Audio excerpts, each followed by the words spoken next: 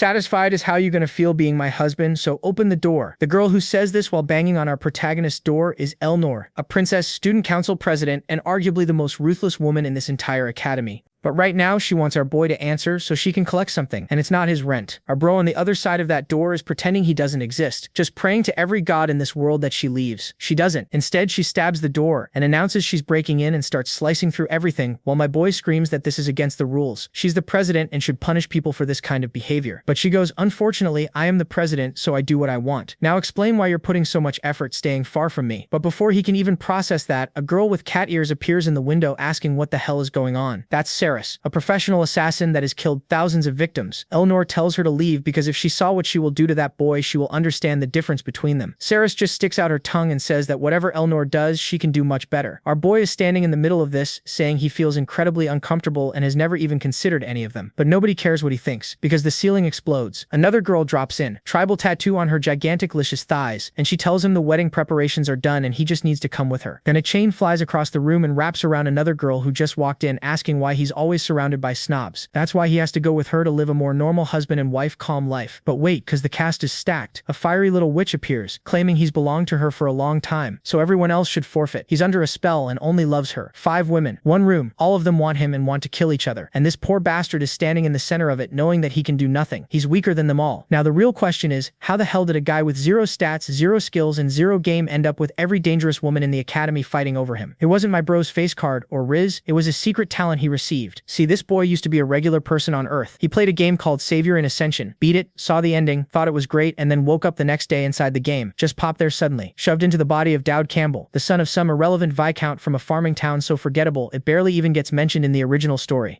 Rank in every single stat, but what he did have was a natural talent that only activates around dangerous people. The more evil or threatening someone is, the more attracted they become to him. So all those psychotic women destroying his room, that's not a coincidence. That's his talent working exactly as intended. He is literally built to be loved by the worst people alive, and it just happens that the most dangerous characters there are all girls who will destroy this whole empire. But before any of that chaos and going to the academy, his father told him to keep a low profile. Don't cause trouble. Don't stand out. Dowd agreed completely. He planned to keep his grades below average and live the most invisible life possible. That plan lasted about 2 images, because on the train ride to the academy, he ended up sitting across from Elnor, the woman who will become the final boss. A mommy like Esdef that I would only bark to her if she asks a lot, like 2 times. A princess with a demon sleeping inside her bloodline, who eventually loses her mind and builds a mountain of corpses. And when the train got attacked and a rock came flying at his head, this genius decided the best way to survive with F-rank stats was to dive on top of her and use her magic necklace as a shield. It worked. He survived, but she thought he was trying to protect her. She smiled, asked for his name, and told him she would never forget it. And just like that, his talent activated for the first time. The final boss was now interested in him, thinking he risked his life to save her. But the real disaster came during the entrance duels. Everyone had already paired up, and the only person left was a girl named Elia and who was the hero destined to save everything in that world, basically the real protagonist. She's the greatest genius in this world. With a bright smile, she asks if he needs a helping hand. Still a bit dazed, he says yeah, sure. But deep down, he knows. This damn woman is destined to become the savior of the world. The truth is, she's the protagonist of SR. She stands there looking all stunning, holding out her hand to help the boy up. And these chapter opening images are just gorgeous. Thank you, artist. Meanwhile, in another room, someone mentions that Count Crichton and Galanter have also arrived. A girl with glasses wonders if that one has lost her mind. The duels are already underway, so how does she have the guts to be late? And that's when the beast walks in, bloody and magnificent. The girl with glasses wants to ask a million things. But first, where the hell were you? Elnor simply responds that she had some things to take care of. The woman with glasses tells everyone else to leave. She needs to have a private conversation with her. A little while later, she asks how many people died. Elnor casually says, not too many, just about 12. They were people trying to kill her, and they had the audacity to attack again even after the train accident. The woman sighs, saying that she should have just let the school handle it. But Elnor finds that incredibly boring. She wasn't about to do something as tedious as letting other people kill those who tried to kill her. The director tells her to go get ready and head to the duel. If she hurries, she'll get the chance to see Elia and fight some Dowd Campbell, who she has never even heard of. Elnor finds that odd. After all, that boy didn't seem like someone who would stand out. But with her plump lips, she smirks, thinking, he's a little different, isn't he? Meanwhile, our boy is trembling in the middle of the arena with the whole crowd calling him a country bumpkin. He knows his stats are absolute garbage. If he takes one hit, he's dead. In theory, though, he should have a small advantage. He has that life-threatening talent now. The more danger he's in, the higher his stats should be. He's also aware that there must be a ton of villains watching him right now. So if he at least doesn't die, he might manage to catch some interest. Maybe, if he plays his cards right, this situation could actually be beneficial. But then, Elia, with a strange look on her face, calls his name. She tells him to be honest. She already knows he looks incredibly weak. He stumbles over his words, but she just nods. Now I'm sure. She was planning to beat the crap out of him, but now she's starting to pity him. The boy is left speechless. Why the hell is he getting his ass kicked for no reason now? Elia explains. It's because she knows he was with Elnor, and she hates that woman. Not just her. She hates the entire Tristan house. They're a bunch of demons. Our boy realizes. Damn, this Elia is really bold to say something like that in front of everyone. But he understands where her hatred comes from. It's all tied to the drama and the story involving her family. He tries to explain that he just got unlucky and happened to end up in the same place as Elnor. But Elia says she doesn't care, because just looking at him reminds her of that woman and it's pissing her off. She then makes a tempting offer. She asks if he's interested in pretending to fight. The protagonist knows this would be a great option. The problem is, if he pretends to fight, you won't improve his abilities at all. You won't figure out what his talents actually do. The only way he can get noticed is by surviving against her at full force. So that's exactly what he asks her to do. And to really piss her off, he adds, actually, I really like Elnor. Elia immediately tenses up, gripping her sword, not sure if he's being serious. And since making her really fight is his only option, he doubles down. I'm serious. I like her, just as much as you hate her. At that moment, Deadly Charm activates. Now, every villain watching him is even more interested, and it looks like he just got a new little gift. Elia clenches her teeth. If that's the case, I won't feel bad about what I'm about to do. In an instant, she's right in front of him. On the first strike, his wooden sword is completely destroyed. She smirks. Well, at least you dodged it. Guess you're not completely useless. She steps forward, preparing to thrust her sword. Now I'll take things a little more seriously. In that life or death moment, Desperate Survivor activates. His strength skyrockets to X rank, and he punches her in the face. And then, he remembers. X rank was the highest rank in the game, and Elia goes flying, straight into the wall. The arena wall explodes, and everyone, including him, stares in shock. Elnor is standing right there, watching the whole thing. And despite all of his stats being F rank, on his first day, Dodd Campbell just obliterated the protagonist of the world. Man, I really hope that girl isn't dead, because her face is smashed into the pavement. A while later, in a meeting, someone mentions, there's a high chance that kid is a fraud. What he did doesn't make sense. Everyone knows he has low stats. His abilities were checked before the duel, but that attack was definitely real. The one in the classes asks what he means by that. The scared man responds, no one in all of Elephant could take a punch like that and walk away unscathed. He thinks the boy must have used some kind of illegal substance or a forbidden method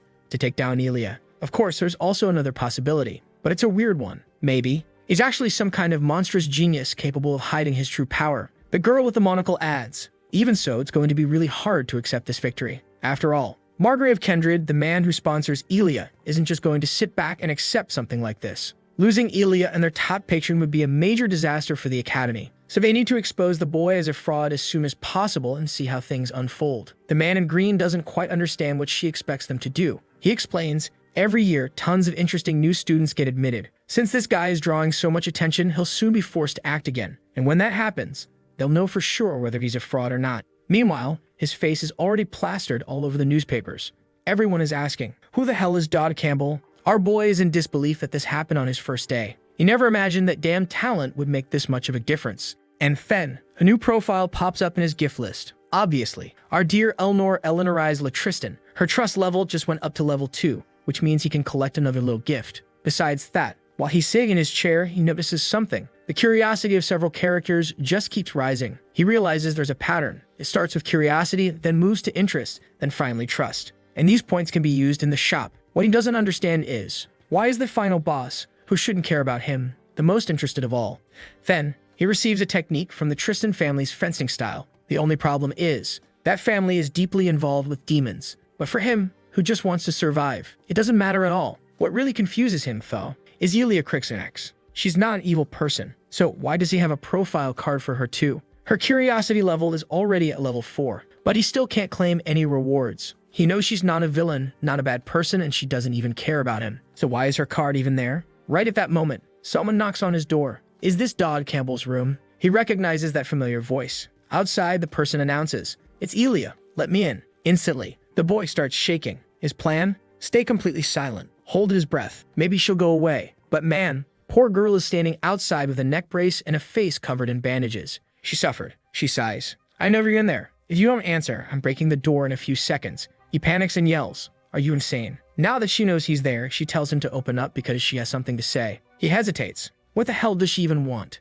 And then, Completely healed and grinning, she says, "Maybe we should get to know each other a little better." This is the first time the protagonist has hit a girl so hard that she falls for him. Welcome to the red pill world, I guess. Sometime later, she's storming out of his room, pissed. You should have just accepted it. You're way too uptight. Looks like she tried to be friendly, but the maid dragged her out. While she's brooding, wondering how the hell to befriend a guy, someone walks past her, and at that moment, a bag falls to the ground. She kneels to pick it up, and the other person tells her, "You should really watch where you're going." Damn, it's Elnor. Dripping with swag, she glances at her. "Are you hurt?" The moment Elia sees her face, a memory flashes in her mind. A voice. "Brother, run." In front of a burning wasteland, a man stands with a sword, and Elia trembles, not out of fear, out of rage. Her instincts make her grab her sword without even thinking. The problem is, she's not sure she can kill Elnor at her current level. But Elnor just stands there, beautiful, unbothered, holding out her giant hand. Get up already. Elia finds it strange. She's certain Elnor saw her reaching for her sword, so why isn't she reacting? And then, Elia mutters, "Give it back." Ah, now I get it. The bag actually belonged to Elnor, and now she's just returning it. But at the same time, she wants to know, are you really involved with Dodd? Then, Elnor gives her some very specific directions. Just go to the end of the hallway, turn left, and you'll find Dodd's room. Immediately, Elnor squints. "How do you know where Dodd's room is?" Elia, looking awkward as hell, says, "I was just with him." Oh boy, this is about to be a mess. Elnor asks, "And what exactly was your reason for being with him?" Elia, looking super uncomfortable, says, "It's just freshman stuff, you know? Getting to know each other." But Elnor just smiles and reminds her, new students aren't allowed to interact with the opposite sex. Elia is about to say that she's never heard of that rule, when Elnor casually informs her, "I just made it up. So from now on, she better understand that she's no longer allowed to enter that room." Elia doesn't seem to care much. She only wants to know what their relationship is. But Elnor simply turns around and says, "I have nothing to do with that guy. She just needs to learn not to go to his room anymore." But Elia remembers something. The moment when he said, "I like Elnor just as much as you hate her." She knows something's going on between those two. And even if it's just to gather information, she'll have to keep getting closer to him. Now, our boy is heading to the class assignment exam. It's an extremely meticulous and important test in this academy. Students are divided into groups after their one-on-one duels. And since he defeated Elia, he ended up in the strongest group. Everyone there looks proud and confident, while he just stands there, absolutely horrified. And the biggest problem is this girl who won't leave his side. He's been trying to shake her off since yesterday, but now she's in the same group as him, which only makes things worse. Not to mention, her interest in him keeps rising, which is honestly just terrifying. He suddenly remembers. Someone left a bunch of little bread rolls in front of his room, wishing him good luck on the exam. He has no idea if it was her or some other lunatic, but either way, things are not looking good for our guy. At the very least, this exam is part of the story, so things shouldn't go too off script. But his system notification for Elnor says that an event is about to occur. Elnor, as healthy as ever, appears announcing that she will be in charge of supervising them during the exam. Our boy already knows.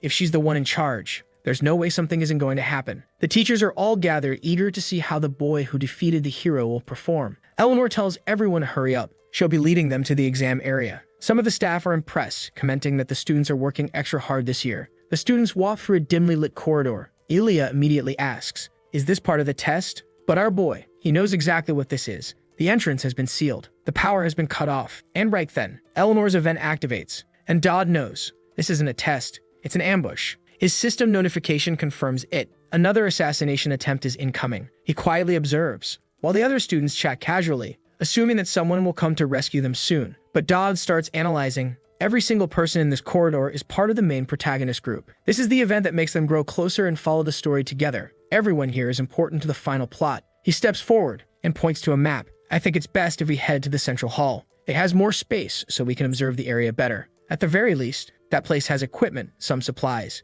And if they get ambushed, it's better than being trapped in this narrow hallway." A girl in nun-like robes raises an eyebrow. "Why are you suddenly talking about an ambush?" But our boy just shrugs. The student council president and Elia must have already noticed. "We're not alone here." He starts walking. Elia stops him. "Where are you going?" He simply says, "It's necessary." But she frowns. The direction you're heading in is completely opposite from the central hall. Our boy, full of hesitation, knows he can't reveal the truth, but this is extremely important, and he'll explain later. His plan? Send everyone to the central hall and stay behind alone so he doesn't get targeted, because the real target is that crazy woman. As long as they can handle it and he stays alive, everything will be just fine. Now they've moved through the corridors and he's relieved. The plan worked. Apparently, punching Elia into a wall gave him a little credibility. Now, all he has to do is wait for the event to end, let them deal with it, and stay completely out of it. However, That's exactly when someone calls out to him. A man says he's here to fix the power outage and asks to be guided. Unfortunately, his vision isn't very good in the dark. Right away, the system notifies him that a dangerous situation has been detected.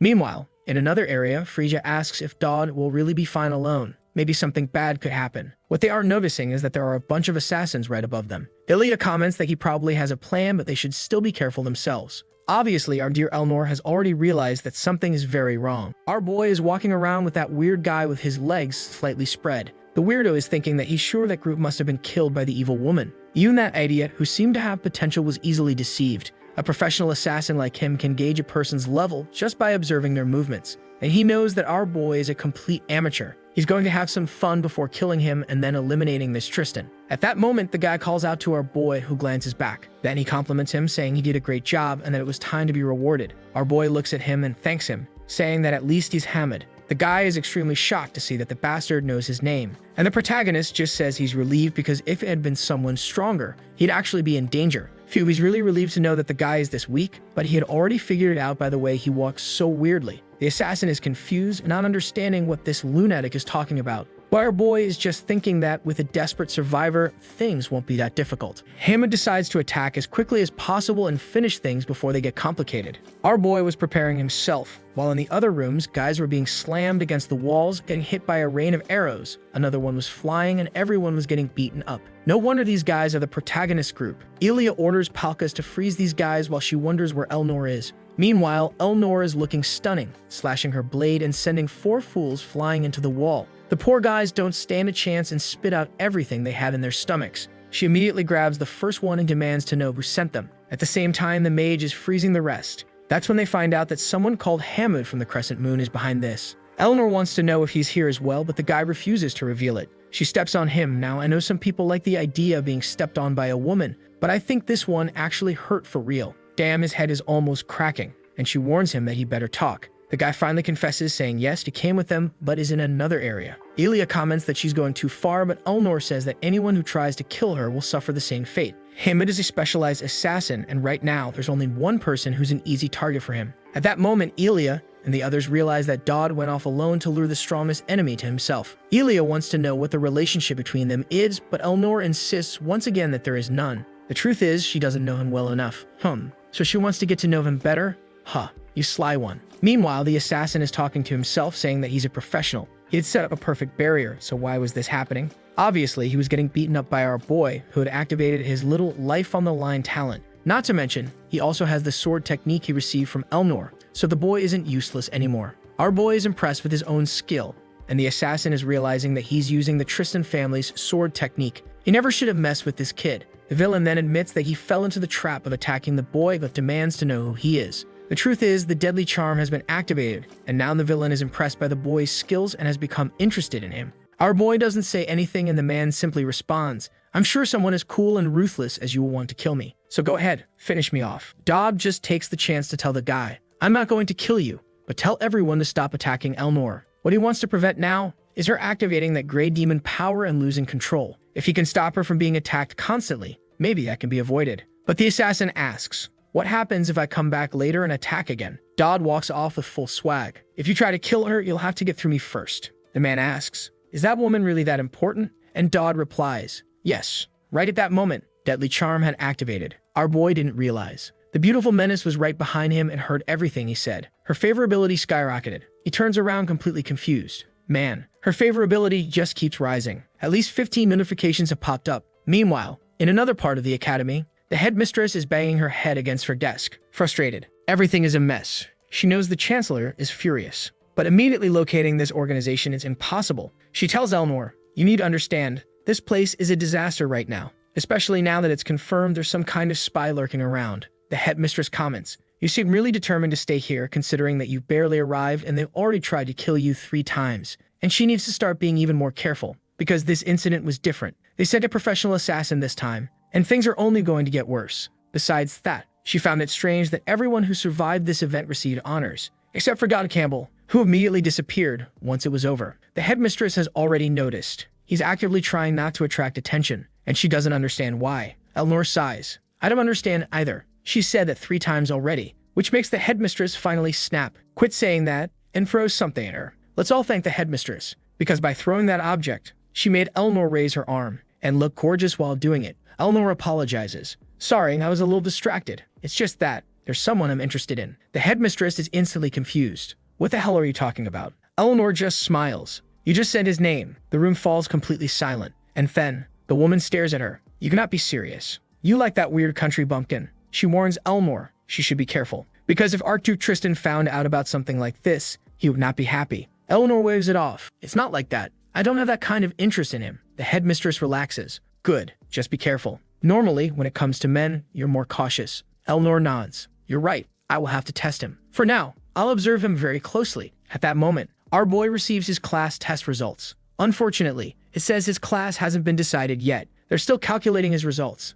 which is a terrible sign, because it means they're thinking way too much about him, and all he wanted was to be thrown into some random class and forgotten. What he does suspect, though, is that he might end up in the special class, where the heroic protagonists are. They're delaying his placement and, in a way, excluding him, which is also weird. Then, he completes his first mission, and his information updates. His new mission: resolve the incidents that will occur during the freshman reception. He knows it's during this event that people's classes are determined. Obviously, there are the usual ones: archers, mages, priests, etc. But his focus is to exploit his strength as much as possible and get a class related to that. On the other hand, both the final boss, Elnor, and Elia are involved in this event. He is absolutely sure that something he doesn't want is going to happen again. Then, he receives a reward for deepening his connection with Elnor. He can copy one of her abilities. But he's not stupid. He knows this isn't the right time to use something like that, because even though she's currently the strongest in the academy, she's going to grow even stronger. And only then would it be worth using his duplication ability to steal away more powerful talent. Night falls, and he sneaks out of the academy to visit an abandoned house. Of course, he's equipped with tons of stealth items, so he can't be detected. In the game, this place was perfect for farming treasures. He jumps the wall, enters the place, and heads toward an area full of stacked up items. There are countless objects here, but one is extremely important: a sensor burner. With 1,000 years of stored power, he grabs it. Got what I needed. But right at that moment, the entire ground starts shaking. The poor guy realizes this was way too easy, and now he's getting buried alive. Strangely enough, after the smoke clears, he's holding a girl in his arms. Her name is Yuria, and the moment he sees her, he immediately recognizes her. He knows that this crazy girl is the boss of the second chapter, known as the Cursed Sword Goddess. That item he pulled out really did belong to her, but he didn't expect her to be right there. She immediately gets out of his arms, and the system warns that his life is in danger. His EX rank strength activates, and she comes at him with a chain strike. He barely dodges. As always, a very dangerous, thick-thighed girl. Our boy is trying to dodge, but at the same time, she's throwing small swords at him. He knows that against a woman like this, it's life or death. With no chance of winning, he begs her to understand that this is a misunderstanding. He wasn't trying to do anything to her while she was sleeping. Each of her attacks makes his entire body shake, even with his talent activated. She swings her chain again, he jumps, barely escaping. But then, full of style, she spins like a breakdancer and throws a dagger straight at him. Our boy freezes. The blade gets right in front of him, and suddenly, the attack disappears. 3.5 steps, that's the maximum distance she can fight from. That's the curse and mechanism behind her abilities. The girl asks him very politely to take just one step forward, but he asks, "You're gonna kill me, aren't you?" She nods, yes, and she's impressed that this bastard already seems to know her talent. Our boy gets an idea. He knows she's isolated here. Not even food is delivered to this place. So he asks, "By any chance, do you want a high recovery biscuit?" She scoffs. "I'm not falling for such a stupid trick. It's not like I'm that hungry." But the moment he tosses the biscuit, she grabs it, because she was starving all night. Sometime later, she mutters, "I realize now. That was a mistake." Our boy is relieved. Looks like he won't be dying today. She asks why he's here. He knows he can't tell the truth, so he lies, saying he was sent here to feed her, that he received instructions to take care of her from someone else. She asks, "Is it someone you know?" He nods, yes. And strangely, since he knows everything about this world, he casually adds, "Don't worry, your sister is doing just fine in the Holy Empire. The Emperor won't bother with the two of you for a while, so you don't have to keep hiding like this." Yuria is from the Holy Empire, and she's hiding here at Elfanti Academy because of the Emperor of the land she fled from. The sword she wields is considered a cursed item, which is why she has the 3-step curse. She had to escape because of it. That's why our boy is trying to pass on information that her sister is safe, because even though she's been through a lot, she deserves at least a bit of peace. We then see a group of students at the top of a mountain. Someone points out, "That's the academy over there. That's the Arcane Constitution." A little blonde girl says, "We'll have to choose our faculties soon." Dodd knows. This is the part of the game where you get the most world-building information, but he can skip all of it since he already knows everything. A guy asks Ophelia, "What's that voided area over there?" On the horizon, a dome-covered city could be seen, and she explained that it was an extremely restricted area. Anyone who entered would be punished. Dodd knew that place was what remained of the war between heaven and hell, a place where God's messengers and the heroes had sealed away the demons. This happened hundreds of thousands of years ago, yet the energies of light and darkness continued to clash. With the obvious risk of darkness eventually prevailing, the Empire Alliance created this sacred triangle to keep watch over it.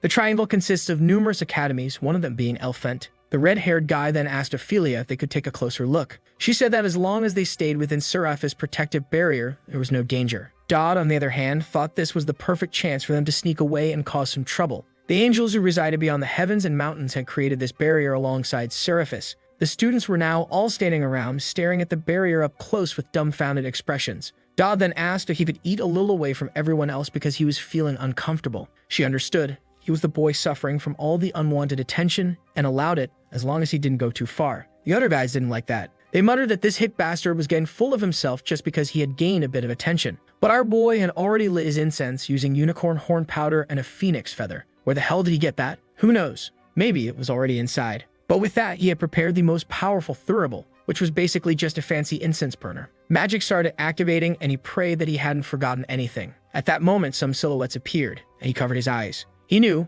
this was something ordinary people would never experience. A massive explosion of light erupted before him, and he heard voices discussing the allied forces. A man was telling a recruit, "Keep the ground even. Stop digging around." Then he saw them. Angels. They looked at each other. "Why is there a human here? Man, if this angel appears, I'm gonna be happy." They kept questioning why that kid was just standing there staring at them. The commander waved it off, telling the others to get back to work. And our boy, he had just opened a tiny portal and was observing everything. Then a horn blared and a car arrived, bringing in the sacred blocks.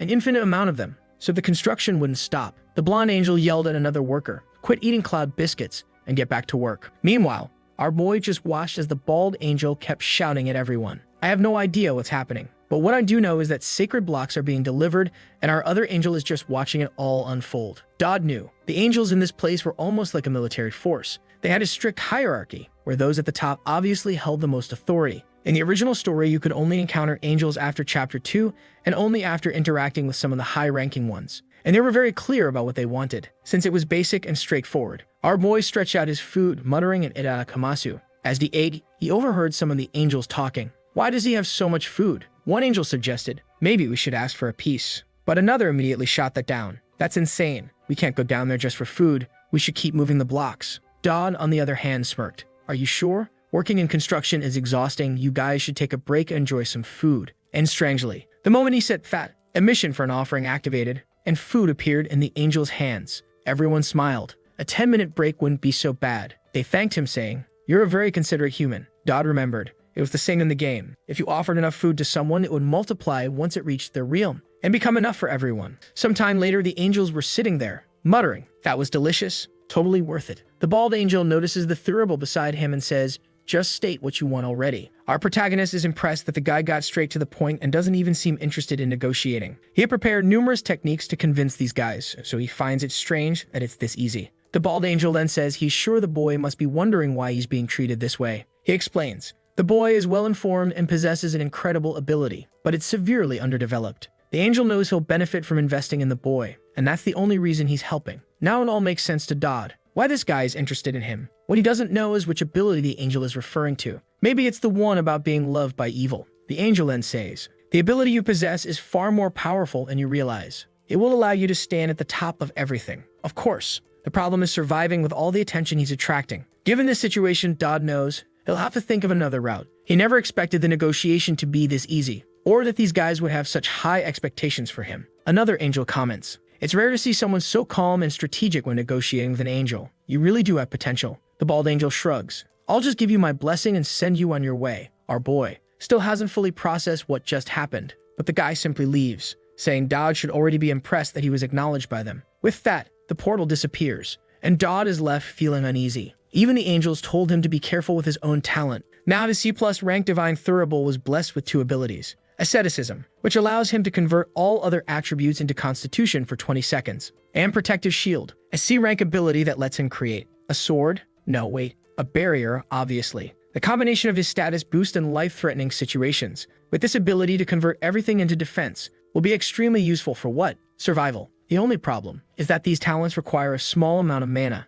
which he doesn't have. For now, they'll have to find a temporary solution, which is why he's standing in front of a man who asks, "What's your specialty?" He seems to be alone in front of a shop, and the man informs him, "You need to be in a pair first," to which Dodd replies, "My partner will be here soon." The guy doesn't believe him. "A loser like you, no way you've got a partner." But our boy knows she's already on her way. And right then, Elia shows up, looking like an absolute fool, as if she hadn't intentionally come here with him. Dodd casually waves at her, already planning to team up. At first, he didn't want to get involved with the protagonist, but he's changed his mind.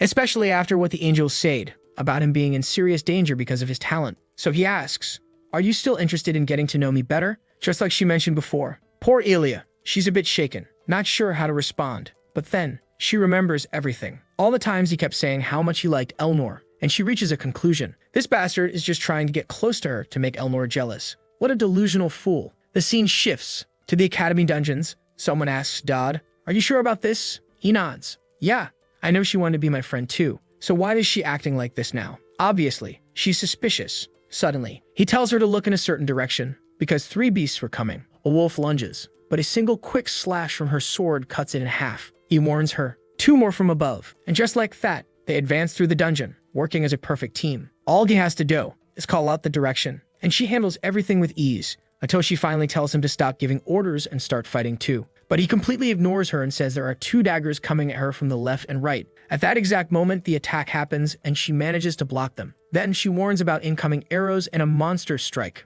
Once again, she reacts in time and blocks them. So she tells him if he can predict everything this easily, he clearly needs to use his strength to help. The problem is, Dodd can't do anything unless his life is in danger. Since these are artificial monsters, they're not programmed to kill students, which means his talent doesn't detect any real danger. He realizes he really needs to increase his stats for situations like this. Suddenly, Elia rushes toward him. For a moment, he thinks she's about to cut him down. But instead, she slices off the head of a monster that was right behind him. He just stands there, watching her, looking effortlessly cool. Then she's smooth. Out of nowhere, confetti bursts into the air. Someone announces, "Congratulations, you broke the record." She's surprised. She fought alone and still completed it faster than the other pairs. Dodd shrugs. "Maybe we were just lucky." But the truth is, our boy obviously chose the shortest, sneakiest route. Elia is starting to get really annoyed with this bastard. A little witch had been watching them the whole time. Her name was Percy, and she was the magic instructor here. She comments, "We'll have to improve these fake battles next year. That was way too easy." A nearby director nods. "Got it, but something feels off. It's weird how much this boy knows about everything." Everyone assumes the academy's focus is on Elia, but the green-haired man, as usual, is suspicious of Dodd. Percy finds it strange. "Why did that boy catch your attention?" Clearly, Elia was the one doing everything. But the man shakes his head. She alone never would have broken that record. Anyone with combat experience can see it. She was actively fighting. He was the key to all of it. It's obvious. He was giving perfect orders at perfect timing and making flawless decisions. Up until now, every one of his judgments has been spot on. Not only is he highly calculated, but it's like he's been through this place countless times before. He then turns to Percy. "Let's make a bet." At that moment, someone contacts both of them, saying they take an interest in the pair. The man explains. He made a bet with Percy. He's sure they'll break this year's record. If they succeed, they can ask for anything they want from her. But if they don't, it's fine, because what they've already done is impressive enough. Obviously, Dodd agrees instantly, and Percy gets pissed at how confident this kid looks. Meanwhile, the glasses-wearing director tells someone,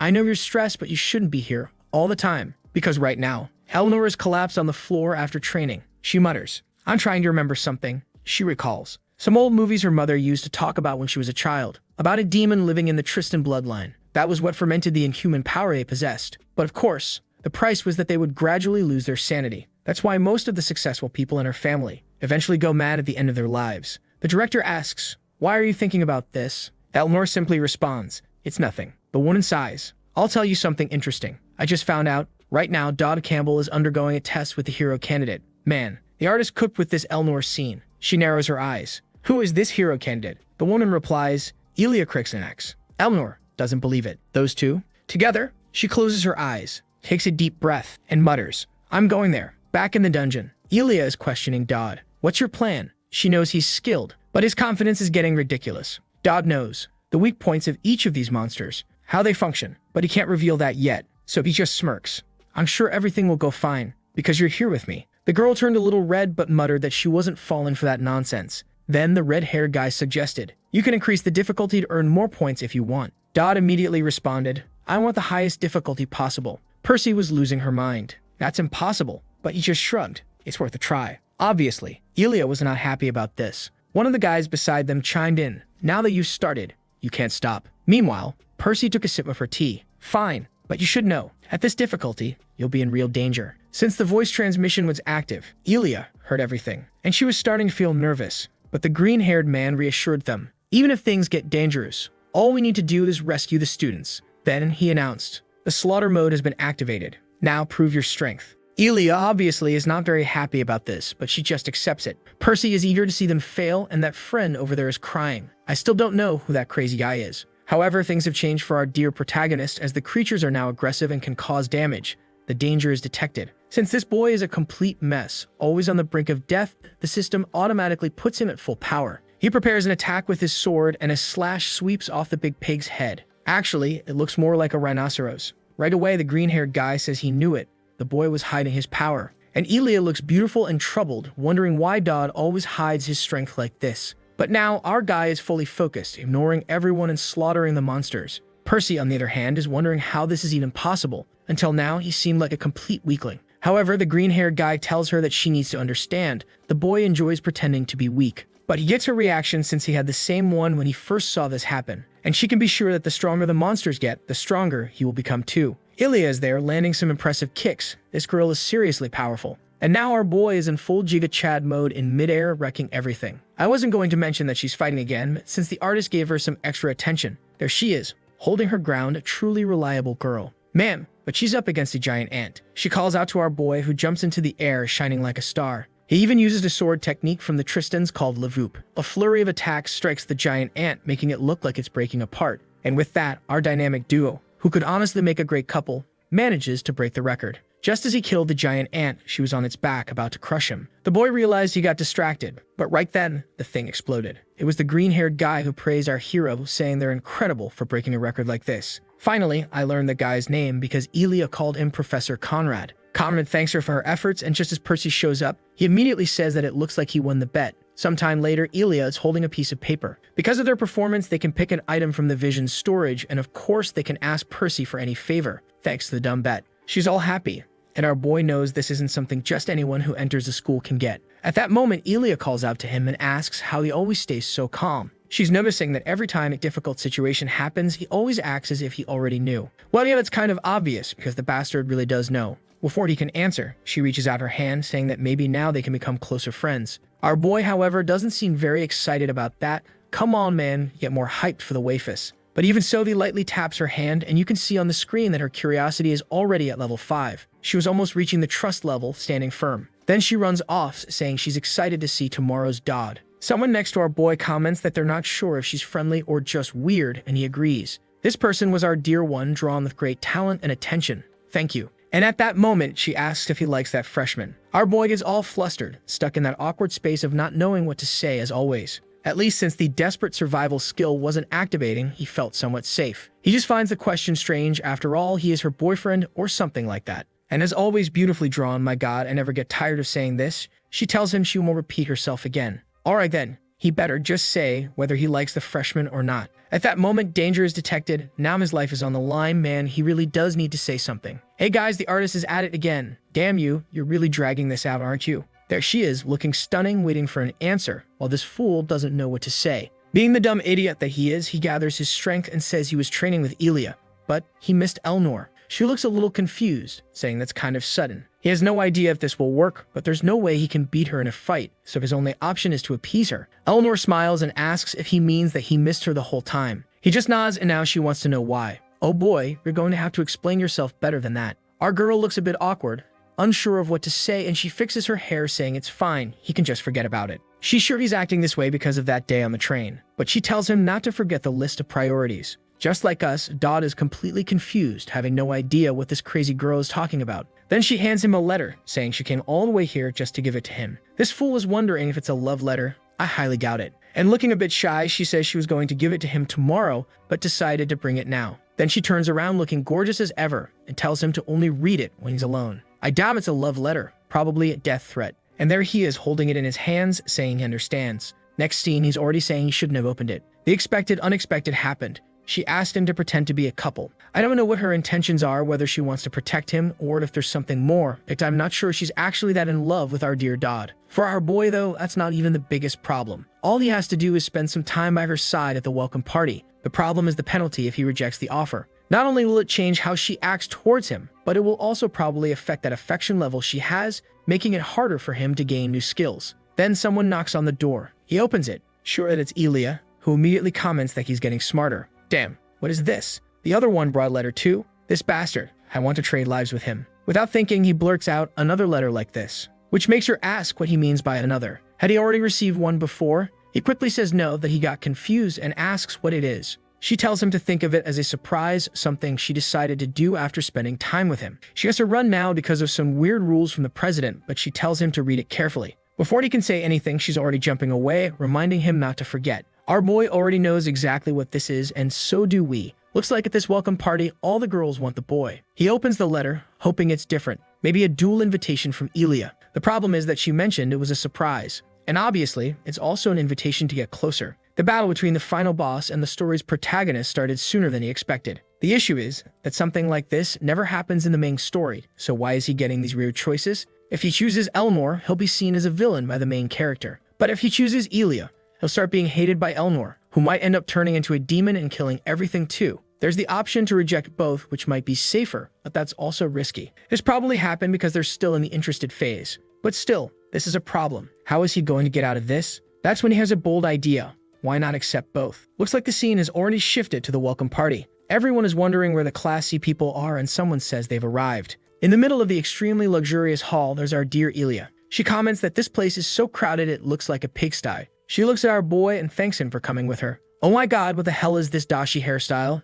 It looks awful. The two of them are walking side by side, and the sneaky bastard is actually using a clone ability that cost him 1,000 points. Obviously, it's just a simple walking clone, and guess what it does? It walks and talks. There's not much else it can do. He spent everything he had, but maybe it will work. The system comments that the boy is daring for trying to go on dates with both at the same time. To succeed, all he has to do is not get caught before the party ends. All he needs to avoid is anyone seeing him and his clone in the same place at the same time. As he's considering his options, suddenly, a bear in the nearby cage lets out a roar. The caravan passed through, ordering everyone to get out of the way. That sneaky dice knows these guys are planning to put on an event with that beast, which will eventually break free and cause chaos. All he has to do is take advantage of the situation to escape, remove the clone, and stay out of trouble. Besides, he bought a skill called Pheromone, or maybe not. Actually, that might just be the name of one of his clones. However, according to the system, he is no longer just a boy, which he has no idea what that means. Oh boy, smoke just started coming out of him. And right at that moment, Elnor appears, saying she finally found him. She mentions she smells something strange and asks if he used some kind of spray. He says no, explaining that he passed through some flowers, and the scent must have stuck to him.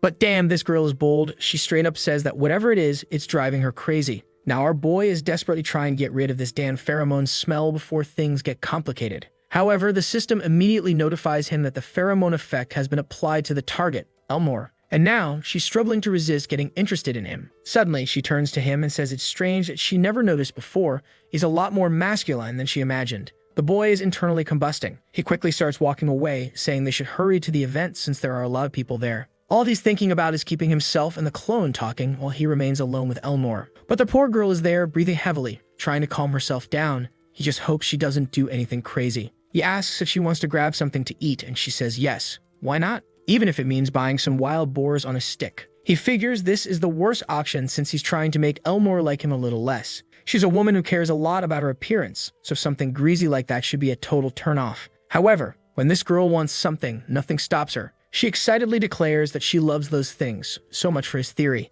Guess he's still figuring out her tastes. Trying to play it off and kill the friendly vibe, he pretends that the food tastes awful. But all she wants to know is why he's still eating it if he has better things to do. Now the boy is starting to be genuinely afraid of this woman and just wants to keep his distance. At the very least, he needs to maintain some space between Elnor and Elia, or things will get complicated. He stops at an accessory stall and she asks if he wants anything. He says no but offers to buy her something if she wants. At the same time, he realizes that he really shouldn't have said that. It's just going to increase her affection level and make things even messier. Oh, this guy is a reverse mastermind and somehow picks the worst possible gift, a loose uniform button, asking if she wants it. But once again, there's no stopping this girl. She's genuinely impressed that he was paying so much attention to her that he even noticed she had lost a button from her uniform. The poor guy just wants to disappear while she gives him that mischievous little smile. Sometime later at a table, she asks if he's already decided what he wants to study. He says yes, he's going to focus on theology. That's the study of God's nature, that kind of thing, you know. But Elnor tells him he should reconsider. With his talent, it would be a waste not to become a knight. However, our boy simply replies that there's something he needs to learn in the theology department. He chose this path for a specific reason. Elnor, towering over the table, demands to know what it is he wants to learn, and he just says that to protect the people he cares about, there are certain things he needs to acquire. Elnor wants to know what exactly it is that he's trying so hard to protect. Oh man, our boy is low-key romantic. What he really wants to protect is his own life and prevent Elnor from turning into a demon. Sacred abilities would be perfect for his survival and would also allow him to take care of her in the process. Smart move. So he tells her that since childhood, there has been someone he wants to protect. Besides, he obviously knows that later in the story, there's going to be an event called the Secret Society. The boss of that chapter is only weak against holy magic, which is why he needs to prepare. Suddenly, the gorgeous Elnor asks if that's the real reason he's getting so involved with her, because she knows all too well about the Tristan family curse, just like he does. Our boy confirms that he is, in fact, talking about the curse that drives every member of her family insane, and he's certain that the only way to prevent it is through mental training.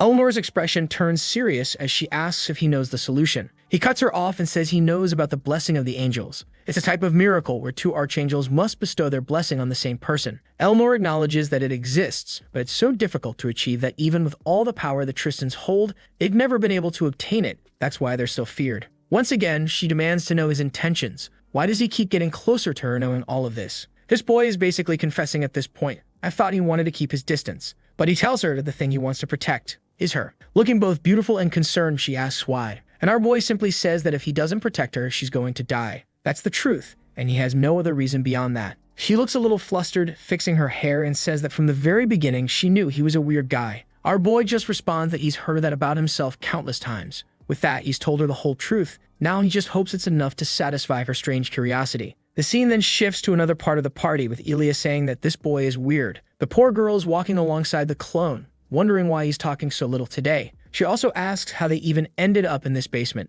Meanwhile, she looks back, thinking that she needs to get closer to this guy to learn more about the Tristan family. The problem is, she has no idea how to handle a man like him. In general, the truth is, she's not very good at dealing with men, and it's making her go a little crazy. She doesn't know how to act. On top of that, she starts wondering why this place is full of caged monsters. She's practically having a monologue here since the clone isn't saying much. She comments that they're probably Academy experiment creatures, but it's irresponsible of the professors to leave so many of them here with students around. She turns to the side and wonders why there are even monsters this big in a place like this. She approaches one of the cages and realizes that these beasts aren't even properly locked up. That's when she notices a device beeping right next to the creature. Before she can react, the place explodes. Luckily, Chad Clone saves her. This bastard is flirting with one girl at a table while rescuing another from an explosion. Obviously, both our favorite couple and everyone in the hall are in shock. And my god, our boy's back is burnt to a crisp, but he saved the girl, and now his favorability is skyrocketing. Barely holding himself together, he just mutters that this is his job. She's startled as he collapses beside her. Before she can even think about helping him, the monster is already loose.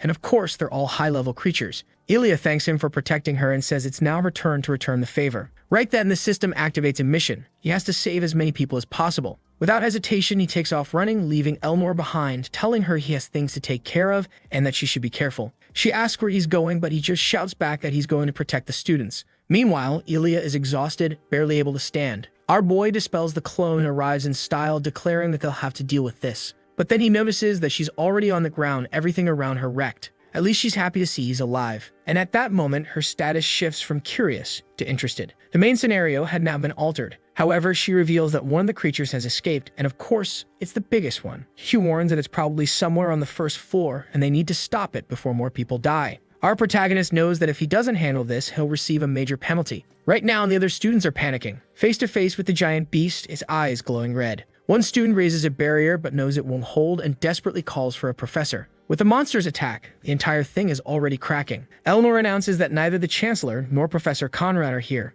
And on top of that, she can't use the angel's blessing. She orders the priest to raise a barrier, but he says it's impossible. A sacred barrier isn't something just anyone can create so easily. Besides, all they have to do is wait a little longer. Some knights will arrive soon. If a few students die in the meantime, so be it. If she wants to use the Tristan family's strength, though, he knows they're not good people. Man, why criticize my poor Elnor like that? At least our boy arrives full swag mode, declaring that he'll handle it. Everyone is wondering who this crazy guy running toward the beast is. Elnor is stunned by his courage. He's not hesitating at all. At that moment, he activates two of the abilities he received from the angel, both asceticism and holy shield. At the same time, danger is detected and he's thrown into a life or death situation. All his stats are immediately boosted to rank X. The barrier guy asks what the hell he's doing. Our boy says he's buying time, but they need to get the other students out. With asceticism active, all his stats convert into defense. The poor guy won't be dealing any damage, but he raises a holy barrier just in time to block the monster's strike. The professors around immediately recognize it as a sacred blessing, and the beast keeps hammering away while our boy stands firm in full defense mode.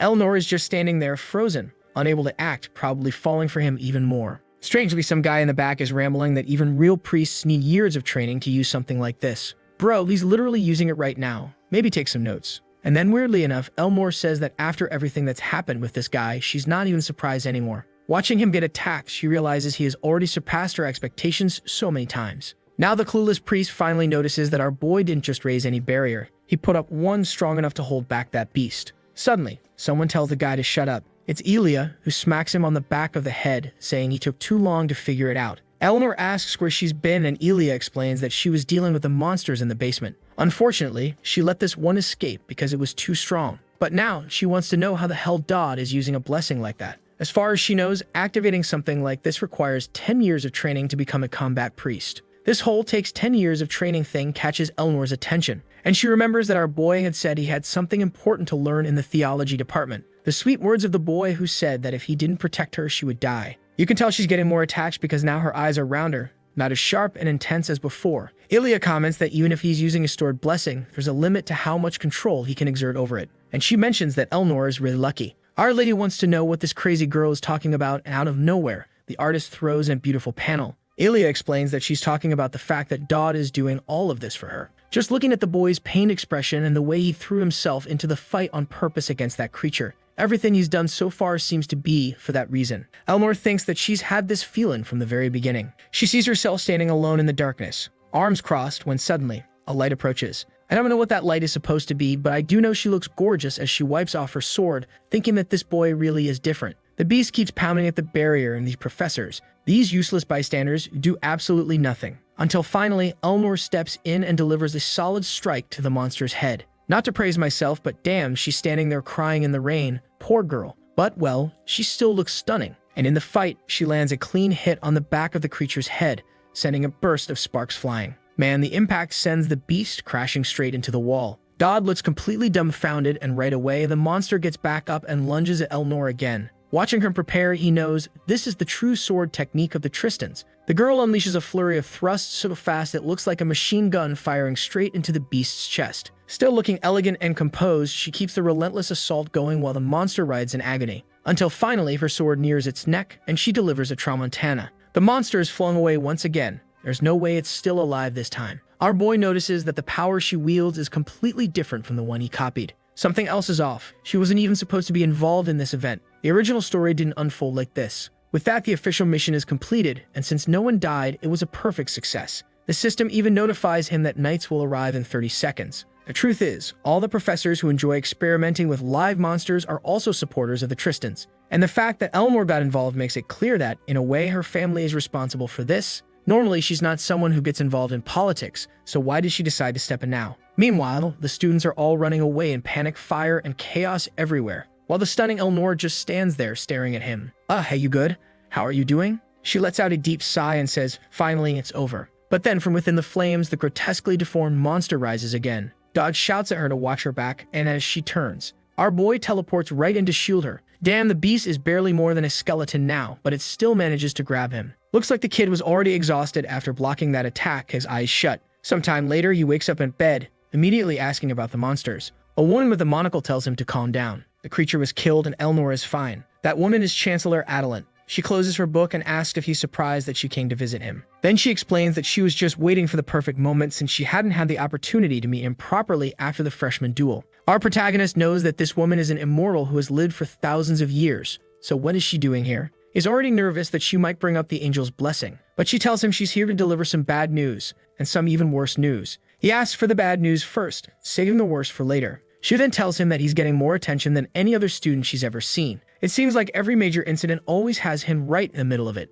and that's why, with her experience, she knows things are only going to get worse for him. The other news is that she now wants to know how much he understands about the future of the demon. It seems like our boy doesn't react much, and she just remarks how interesting it is that he shows no emotion when she brings it up. Dodd then says that he's not going to reveal how much he knows until he understands what her intentions are. She asks what he's talking about, and he brings up the fact that he still hasn't been placed into any class. But she just steps closer, saying she knows he must be frustrated with the situation. However, thanks to all the chaos he's been causing, she's been forced to manage the results carefully. He should know that things are pretty unstable in society right now. The three forces that control everything aren't as calm as they used to be, and all sides are doing whatever they can to recruit powerful individuals. Dodd comments that he's aware of the competition happening between the three factions. That would be the three forces in that whole triangle setup, the academy surrounding that thing in the middle, built for the whole war between heaven and hell. And obviously, these three factions are clashing because each one wants to be the strongest. Yahello confirms that he's right, the triangle is unstable. Even though some might say they are peaceful neighbors at the moment,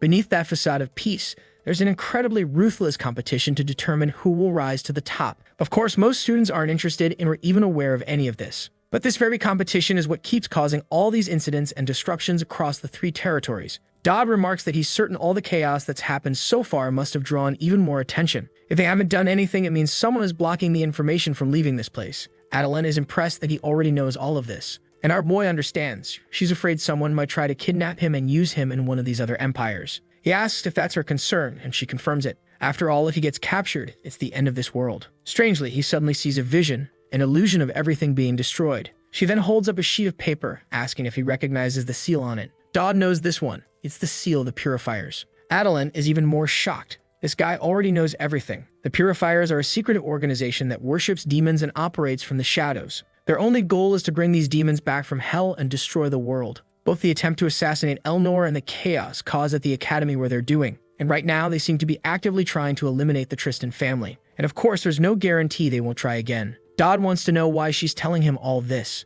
But Adeline simply replies that, unfortunately, she can't explain that. However, she hands him something. An interdimensional key, an extremely broken item that can open doors between worlds. She merely states that, judging by his expression, he must already know what it's for. She promises to monitor his progress closely. If she likes what he brings her, she might even give him more gifts. However, she warns that obviously, this conversation must remain secret. And finally, before leaving, she asks about his relationship with the warrior candidate and the lady of the Tristan family. Our boy freezes for a second. How the hell does this woman know everything? But he just says they're doing fine. Adeline smiles and tells him to keep it that way. Now he's worried. Why is that important? And once again, she tells him that if things don't stay the same, the world will end. Our boy wonders why the world is destined to end no matter what. But Adeline just tells him that it's his fault for being involved in all of this. She can't say why, but the final plan relies on those three for it to succeed. A while later, she leaves and he just stares at the dimensional key, thinking about whether he should accept the end of the world. In theory, it should be impossible for a player to receive this key so early in the game. Something's off. That's when Conrad appears, saying he finally found him.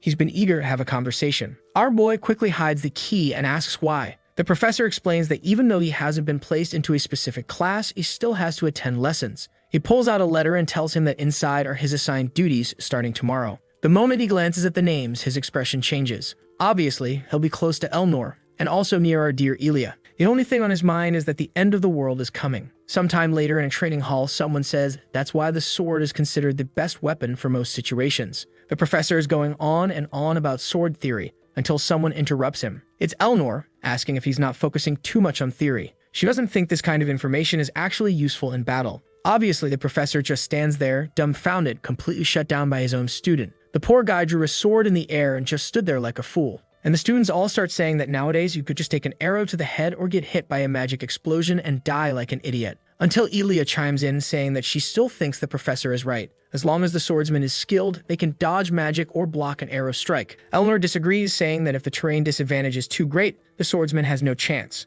The two of them start arguing while our boy is caught in the middle, terrified of where this is going. And just like that, they're already headbutting each other. Elia tells her not to interfere with the professor's lesson, and Elnor fires back, saying that as student council president, she has to make sure students receive proper information. They keep bickering about theory versus practice while our boy is just sitting there, wondering if they could just continue the lesson. Now it's clear, this boy is smack in the middle of both of them. And the worst part, because of that, everyone in the class is staring at him. But that's inevitable, considering he's seated between the future warrior and the student council president. At this moment, Elnor's affection level had advanced to level 1, allowing him to claim a reward. Now his proficiency with Tristan's sword techniques had increased to 58%. He also learned a deep breathing technique from the Demon Slayer, which boosts his body's endurance. He finds it interesting since it's perfect for combat, while Elia is just watching him intently. Or maybe not him, she's staring at Elnor, who's acting all nonchalant. As the two continue bickering, our boy is just thinking. Now it makes sense why this woman becomes so powerful when she turns into a demon. Besides, Elia had just advanced from curiosity level 5 to interest level 1,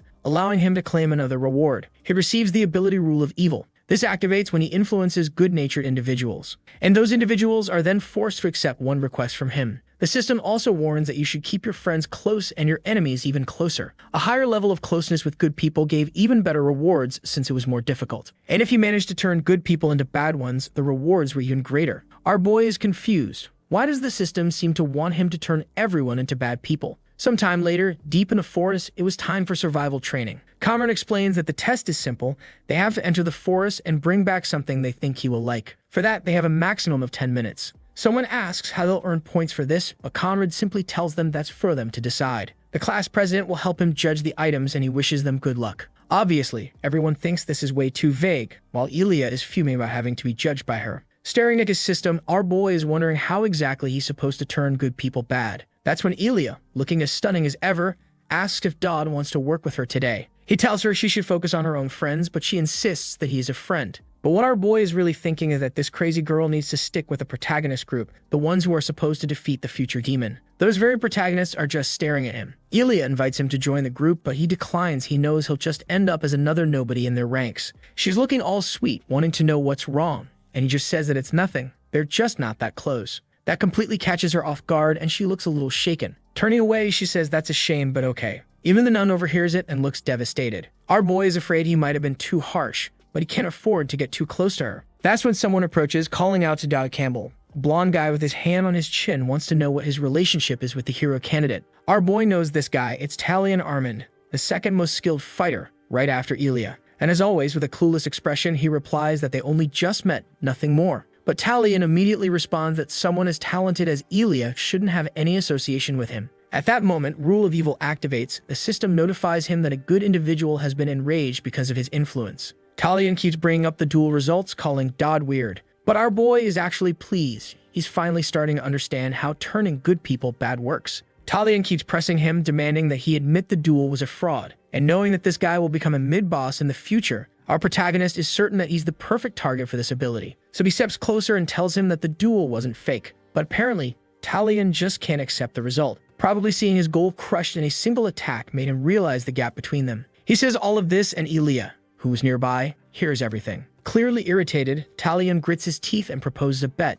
They should see who gets a better score on today's test. Dodd thinks to himself, this is perfect. Meanwhile, someone is calling for Elnor. It's Conrad, reminding her that he asked for her help with grading the test, but she doesn't seem to be taking it seriously. That's because Dodd Campbell hasn't even completed the test yet, but he already has the highest score. She simply responds that it's because the boy deserves it. Then she says that if he doesn't trust her judgment, she'll just have to stick by him closely to make sure he really is deserving. But Conrad places a hand on her shoulder, warning her that he's already noticed. She always wants to be near him. Elnor quickly denies it, saying that's not the case. The only thing she doesn't want is for him to be alone with Elia. She asks Conrad for permission to follow Dodd, but he warns her that if she doesn't take this seriously, she'll be removed from the event. Meanwhile, the priestess is clutching her rosary, thinking that today Elia is acting differently. In a breathtaking display, Elia is kicking monsters left and right. The red-haired axe wielder asks where they can find stronger creatures. The blonde guy suggests they should use this opportunity to collect some gems instead. They don't want to get a bad score. And the mage agrees, saying that for now, that's the best course of action. But suddenly, a strange purple circle starts forming in the middle of Elia's chest. Her expression begins to change as she slaughters the monsters. The priestess seems to be able to perceive emotions. Even though it doesn't seem like it, she knows at that moment Elia is feeling angry. So she walks over to her friend and asks how she's been feeling lately. Elia turns to her with a forced smile, saying she's fine. Nothing's wrong. The priestess tries to insist, saying that if anything is bothering her, she should just say so. But Elia turns away, telling her to forget about it. She already said everything's fine. Still, the priestess persists, saying that if something's wrong, she should just talk. She knows something is bothering her. Elia sighs, sits down under a tree, takes a deep breath, and admits, looks like it's obvious. I guess you really can't lie to Trisha. Elia's friend sits down and comments that it seems like she's upset that Dodd Campbell keeps trying to keep his distance, even though she just wants to be his friend. Elia admits that's the case and finds it strange because she and Dodd have been through so much together recently. Even so, he still seems to want to keep a barrier between them. Trisha comments that maybe those aren't his true intentions. Elia immediately wants to know what she means. Trisha explains that Dodd comes from a small, unknown place. Seeing him as someone connected to a hero candidate might cause a lot of people to judge him. Elia asks if she's suggesting that everything Dodd is doing is because he wants what's best for her. Her friend says yes, she's sure that he's only keeping his distance to improve his reputation and earn the right to stand by her side. She's certain that he sees her as a great friend. Our boy really can't lose a woman. Even when he does, people make sure to hand her back. At that moment, the lucky bastard is sprinting through the forest. The problem is that the talent he stole earlier is already reaching its limit and his stamina is running out. The system tells him that he's influencing someone and earning even more points. That's because Talion is desperately chasing him, and now our boy has received another command because of the sheer hatred he's provoking. The guy even shouts that he's going to kill him and put him on a skewer. Dodd nearly takes a spear to the back as Talion unleashes a flurry of thrusts, yelling at him to stop running like a coward and fight like a real man. Dodd just asks the guy to hold on for a second. The moment Talion pauses, he asks why they don't just split the rewards 50-50. But the second Talion screams in rage, our boy blows up a tree and dashes away. However, Talion has the blood of a warrior. He readies his spear and hurls it straight at our protagonist. But midway through, a sword intercepts it, cutting the spear clean in half. Both of them freeze in shock as Elia arrives, exuding pure swagger. She immediately orders Talion to get his hands off her friend. Now the protagonist's luck has run out. She repeats herself and Talion, so confused, asks what's going on with Elia. This is the first time they've seen each other since the day the monster escaped. But as she advances, placing her sword against his neck, she corrects him. This is the first time they've seen each other since the day he lost her. Dodd is just wondering where the hell this crazy girl came from and why she's so fired up. The clueless Talion, still smirking, says that he really did miss her. It's good to see her again. But Elia only wants to know why he was attacking Dodd. The fool tries to lie, but she just sweeps his legs, sending him crashing to the ground like a sack of trash. Then she puts the sword back to his throat, saying she doesn't want to hear any excuses. Talion, still confused, demands to know why she's defending him when she's so skilled. But the girl simply replies that he has no right to interfere with the people she chooses to associate with. Talion sneers, saying he doesn't like people who think they're better than others. A bit ironic, isn't it, you hypocrite? Elia responds that she's certain Dodd would never act that way. Our boy is standing there, completely lost. Why is she so determined to protect him? And then Elia warns that if he keeps provoking Dodd, his life might be in danger. Talion realizes that if he had taken that punch earlier, he would have definitely died. So seeing that Dodd wasn't a fraud after all, he falls to his knees and apologizes, swearing that he won't approach him again without permission. Elia sheathes her sword and says they can get along just fine. She walks off, leaving our protagonist still trying to process what the hell just happened. He can't quite figure out why she reacted that way, but maybe they're still friends after all. But enough of all this, he needed to go get his score. As he's heading back, he runs into Trisha, who tells him that they've met before. He comments that she's one of Elia's friends and says he remembers her. The girl says she has something to ask him and he already knows this means trouble. Looking a bit awkward, stumbling over her words, she tries to say something. But our boy just waves her off, saying he has to get his score first. However, Trisha is finding Elia's behavior strange. Normally, she would have tried to talk things out with Talion, but this time she drew her sword to settle it immediately. At that moment, Trisha realizes Dodd is a problem, and our dear protagonist has a problem. When he arrives to talk to Conrad, a huge fight had already broken out. Apparently, the professor had to work really hard to keep the student council president from coming after our boy. She insisted she would do it no matter what, so Conrad told her she could if she defeated him first. And that's how she ended up on the ground looking exhausted. He tells her to get up already, commenting that she's been improving a lot. At this rate, she'll surpass him soon. Dodd, completely uninterested, just says he's here to get his score and leave. Conrad, having almost forgotten about the test, asks what he brought. Our boy apologizes for taking so long, but says he found the best possible ingredients. He reveals a bag full of rare gems, and the professor compliments him, saying he placed first. Percy would definitely love all of this. Now that he had finished his mission, he figured he should go talk to Elnor, since she was getting angry. But before he could, Trisha appeared, asking if he was done. The professor leaves, and Trisha suddenly yells at him, telling him to take care of Elia, but at the same time, not to get too close. Because apparently, every time Elia is around a guy, she starts acting strangely. Obviously, that didn't make any sense at all, so he just responds, "All right." Waving goodbye, he tells her not to worry, he'll do his best. Trisha stays behind, thinking that he better really act that way if he wants to get out of this in one piece. She heals Elnor while pondering something she already knows well. Elia might seem calm, but it's best not to push her past the line. Sometime later at the magic department, Percy asks if he's finally planning to use the favor he received. He says yes, He's here to ask something of the goddess of magic. Percy just tells him to quit bothering her and warns that she can't do anything too complicated these days. He replies that it's not like she's the only one who will have to work to make this happen. But she fires back saying that no one would have to do anything if he just didn't use that cursed favor. Our boy notices that everyone in the room is staring at him, but unfortunately, he needs to prepare for the fight ahead. She sighs, saying that because of the promise, she'll do it anyway. So what does he want? He gulps. One of the rewards he received from Elia, worth 500 points, was an evil seed that could be exchanged for special abilities in the shop. Right now, he has a negative mark on Elia, which means he can use Rule of Evil, forcing her to do whatever he wants. The same goes for Talion, since he has one too. These abilities, along with everything he's been collecting, would be perfect to help in the upcoming fight. The problem is that right now, he's still too weak to overcome the challenge ahead. But he knows one way to fix that. So he says he needs a cannon strong enough to blow up the entire academy. Obviously, Percy just asks if he's lost his mind. He repeats himself and she just stares at him like he's insane. She says that building something like that isn't actually that difficult. The problem is, how exactly does he plan to use it?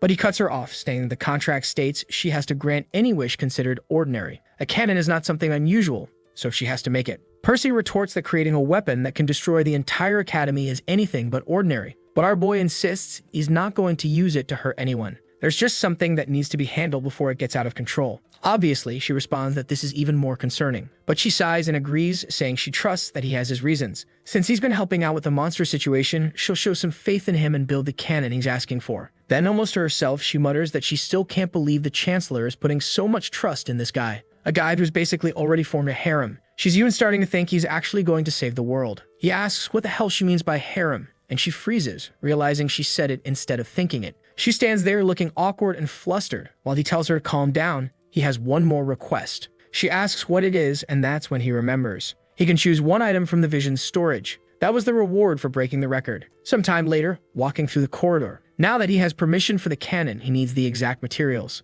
Thanks to the interdimensional card, that might not be too difficult. Suddenly, a man holding a cane calls out to him. He asks what it is. Wait a minute. That guy, doesn't he look exactly like the one from that bloodstained photo? Yeah, this bastard is definitely the next villain. The man smiles, saying he never imagined he'd run into him here. What a coincidence. He introduces himself as Galder Riverback. He operates a charity center known as the House of Purification. Dodd, however, finds this to be a very unfunny joke, because he knows it's just a front for money laundering. This bastard is the boss of this chapter, known as the leader of Blazing Fire. The guy comments that he's heard quite a bit about Dodd. The person who has been slaying monsters always seems to be close to Elnor. That's not something an ordinary person with normal abilities could do. A truly impressive young man. He hands Dodd a card, saying that whenever he meets an extraordinary student like this, he always looks forward to seeing what their future holds. He'd love to have dinner with the boy and asks if he's free. Hell no, old man. Plenty of women are already lining up to offer him dinner. But our boy is ruthless. He just says that this conversation is already more than enough. Once again, Dodd realizes that the original story is changing. This guy was supposed to approach Elia and her brother. So why is he trying to get close to him? Has the system recognized him as the protagonist? That wouldn't make any sense, considering how the story of this world is supposed to go. So he just tells the guy he's joking. He'll think about the dinner. With that, the man leaves, saying that in 3 days they'll meet at the Twilight Eye. Dodd realizes that he has no choice now, but this is still better than letting this guy get close to Elia. The Twilight Eye is an extremely luxurious restaurant near the academy. The card Galder handed him glows like crazy. He has no choice but to go. After all, this is a main story event. And as always, since the beginning, it's just yes or no. And when it comes to the main story, the answer is always yes. Because if he deviates from the main story, he dies. He starts thinking about everyone he's met so far, and the situations he's already been through, trying to find the best way out and figure out how to handle this. After analyzing everything, he knows that defeating the Purifier might not be impossible. What he doesn't understand is why he's the one playing Elia's role. He decides to forget about all of that for now and just focus on what needs to be done at this moment. With that, he knocks on someone's door. He asks if she's there. She who? Elnor in her room. For the first time, this troublemaker isn't wearing her uniform. She asks what Dodd is doing there, and he quickly reassures her. She doesn't even need to come out. He just has something to discuss. She tells him to go ahead, and our boy, looking all awkward, clears his throat and hesitantly asks, would she be free in 3 days to have dinner with him? While she's thinking about it, a glasses-wearing girl behind her starts nagging about returning her books. She keeps borrowing them, but they just gather dust. The girl keeps complaining until Elnor finally tells her to be quiet. Right after Dodd asks, Elnor wants to know, would it be just the two of them? He says yes. Lying bastard. She asks where, and obviously he invites her to the Twilight Eye. Immediately, the director comments that that's a romantic dinner spot, and Elnor just says that she already knows. Now she wants to know why he's inviting her. He tells her he'll explain when they meet. And just like that, she's all flustered and looking adorable. The next chapter begins in a flower field with someone calling for Elia. The person wants to know what she's doing there, but with a teary voice, she tells them not to talk to her. Whoever it is, they say they'll apologize for messing with her like that. But she turns around and snaps. That's a lie. What kind of joke is it to push someone off a mountain? He apologizes, saying it was an accident, but she tells him he really needs to stop hitting his little sister like that. Then he hands her a small package,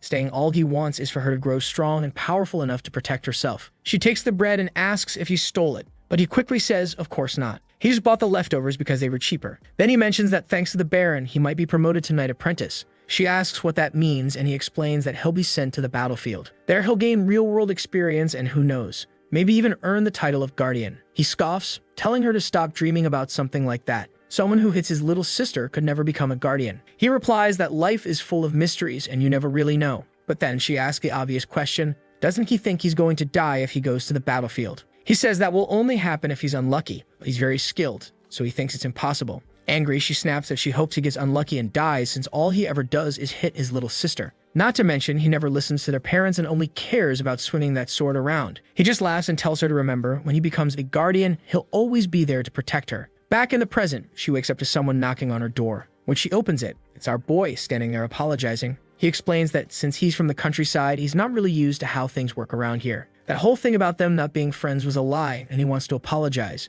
He even bought some cookies from the kitchen and brought them for her, since they're really good. She just snatches them from his hands and tells him to stop apologizing, because it's weird, especially when they're already friends. Then, turning away, she says she's going to sleep. But before she leaves, he asks for a little favor. He wants her to go somewhere with him. It's urgent. She's now wondering if this guy is crazy. Meanwhile, Elnor is sitting at her desk, signing some documents. Stunning as always. It looks like they're reviewing material costs and club funding. The glasses girl comments that the only thing left is checking on the recently transferred students. It seems like one of the incoming students belonged to the tribal alliance but lost her position. She's the daughter of one of that place's leaders, which basically means she and her people are exiles now. Her name is Lulu Garuda, and judging by the devastating me strike, yeah, it's that girl with the thigh tattoo. Man, I'd be scared. Elnor simply responds that she might know her. Also, next semester, an actual saint from the Holy Empire is arriving. Elnor asks if the girl is coming alone, and her friend replies that of course not. She'll definitely be bringing some companions. At that, our gorgeous student council president starts thinking,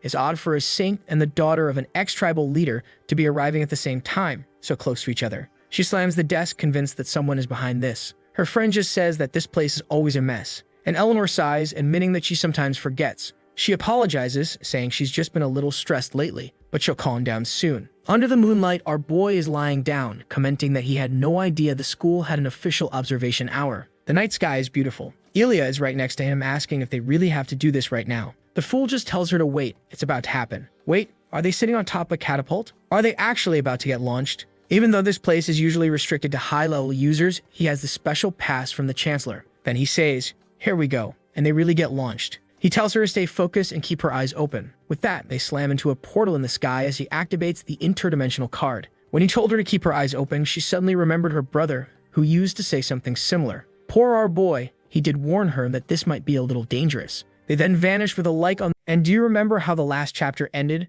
Elia and our boys jumped into that huge hole. The protagonist was saying they don't have much time in there. Inside the interdimensional realm, it's best not to try touching anything because it can be dangerous. He's hopping from rock to rock like he has no idea what he's doing, while telling everyone to relax. There's no gravity in there. They need to go a little higher than that. Elia asks what he's looking for, and he says she'll find out soon enough. But she's still terrified, clutching onto a little rock, and then she decides to jump too. She gets thrown downward and starts falling. Then suddenly the scene changes. In a place that's on fire, Elia ends up asking if they're really going to abandon their mom and dad like that. Her brother tells her not to worry, that he'll take care of their parents. If she sees any descendants of the apocalypse, she needs to hide. She touches his cloak, calls to him, and asks what's going to happen to him. She already knows their mom and dad are dead, everyone's dead, and he's the only one left. He tells her to get the hell away from him. If they leave together, they'll both be in danger. She has to remember he's her brother and her guardian, and right now all she has to do is run as far away as possible. Soon they'll meet again on that mountain where he always trained. Then he yanks off his cloak and tells her goodbye, go now. He says he'll be going too soon. Will he? But then out of nowhere, a hand grabs her arm.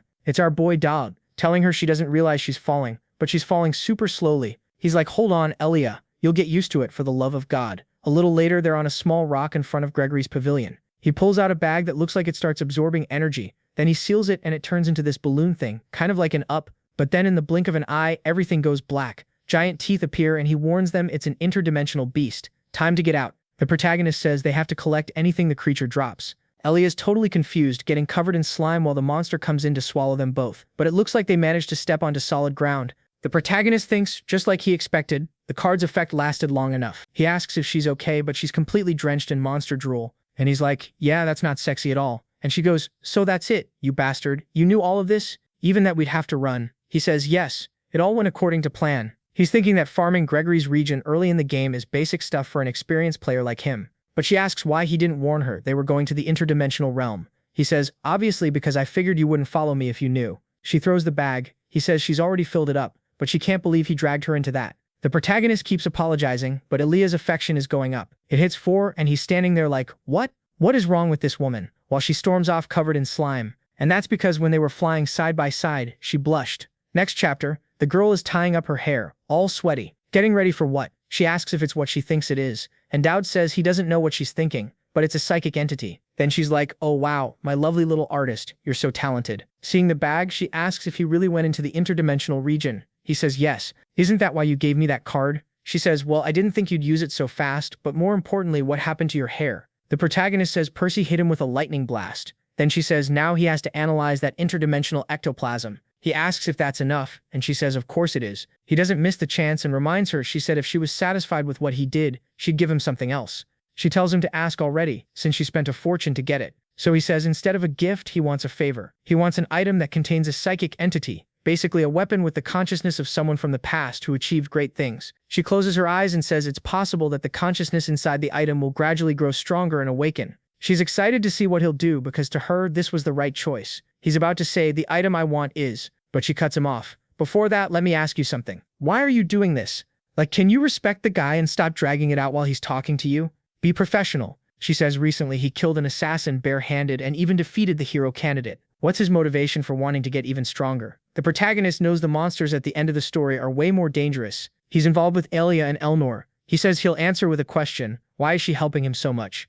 She tells him to explain she hasn't helped at all. He says it's obvious. She should be asking how he knows how to enter an interdimensional region, how he knows about psychic entities, how he stopped the monsters and everything else. Images of Percy and Elia show up, while he says the academy has basically been revolving around him lately. On top of that, even daily decisions are being influenced by the chancellor. So why is she backing him this hard? That's what he wants to know. She opens her mouth and says she doesn't like his tone, and the truth is she's only doing it because he's cute. The protagonist scratches his head. He realizes she's not saying anything because he's not revealing anything either. But fine. As long as she guarantees him that psychic entity item, he'll get a lot stronger and get ready for Chapter 2. But before that, there's the main mission of Chapter 1, Purifier. He needed to solve the incident that happens at the stroke of midnight. Someone calls out to him and from that full pouty mouth, you already know who it is. It's Elnor. And today she's more well-behaved. Normally her uniform shows way more than that dress. She says she's been waiting for him at 6. This new Elnor throws him off, and he stammers that she's really different from usual. She comes in explaining everything in detail, saying she found a place nearby and waited for him. She asks if this is his first day out of school since becoming a freshman. He's awkward trying to figure out what to say, while she asks why he won't look her in the eyes.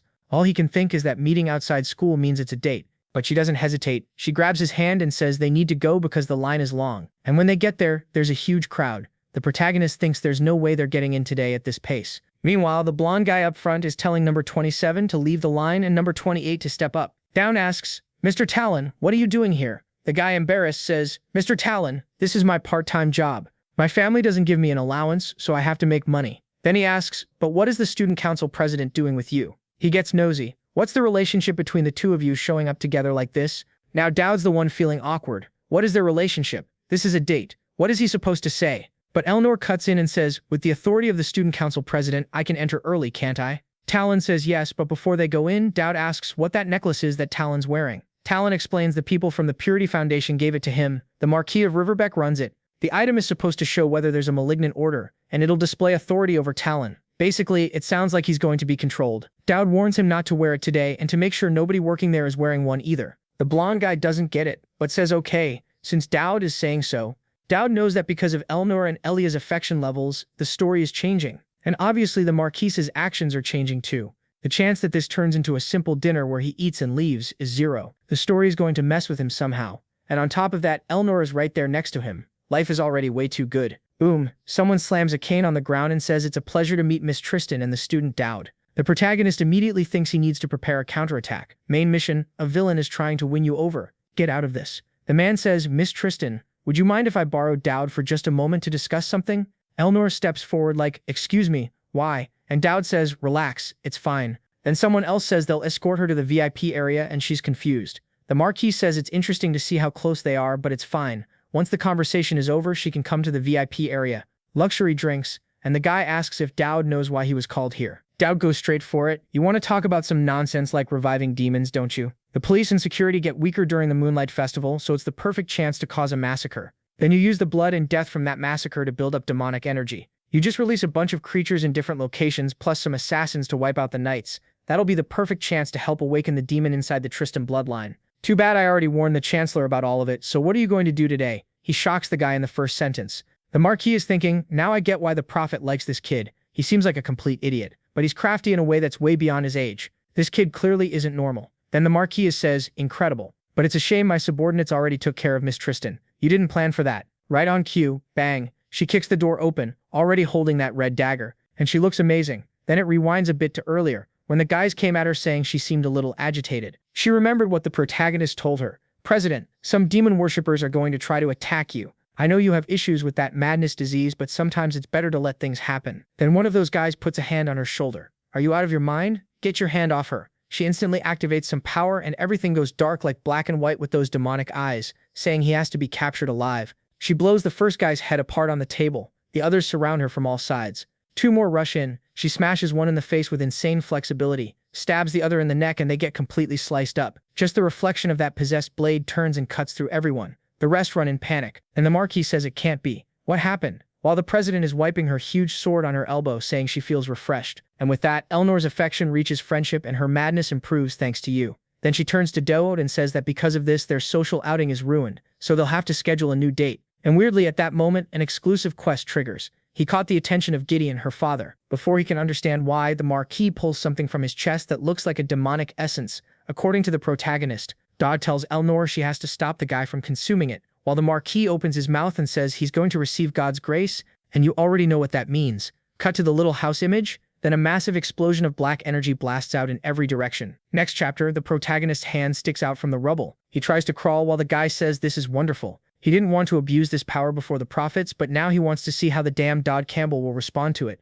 The guy is flying in the sky. Dowd looks up thinking this world is trying to kill him. This is a creature that's supposed to show up way later in the story. And now he gets the mission to take this guy down and keep casualties to a minimum. The bigger problem isn't even him. It's that all the demon worshippers nearby have been revived and are coming to attack too. Then someone yells, Professor Dowd's lethal slash, and Dowd's thinking, who came up with that name for this skill? It's Talion next to Elnor. He's happy to be alive, but asks what those things are. Dowd explains, if you were still wearing that necklace, you'd look exactly like them. Talion immediately figures it's the Marquise's doing and says, yeah.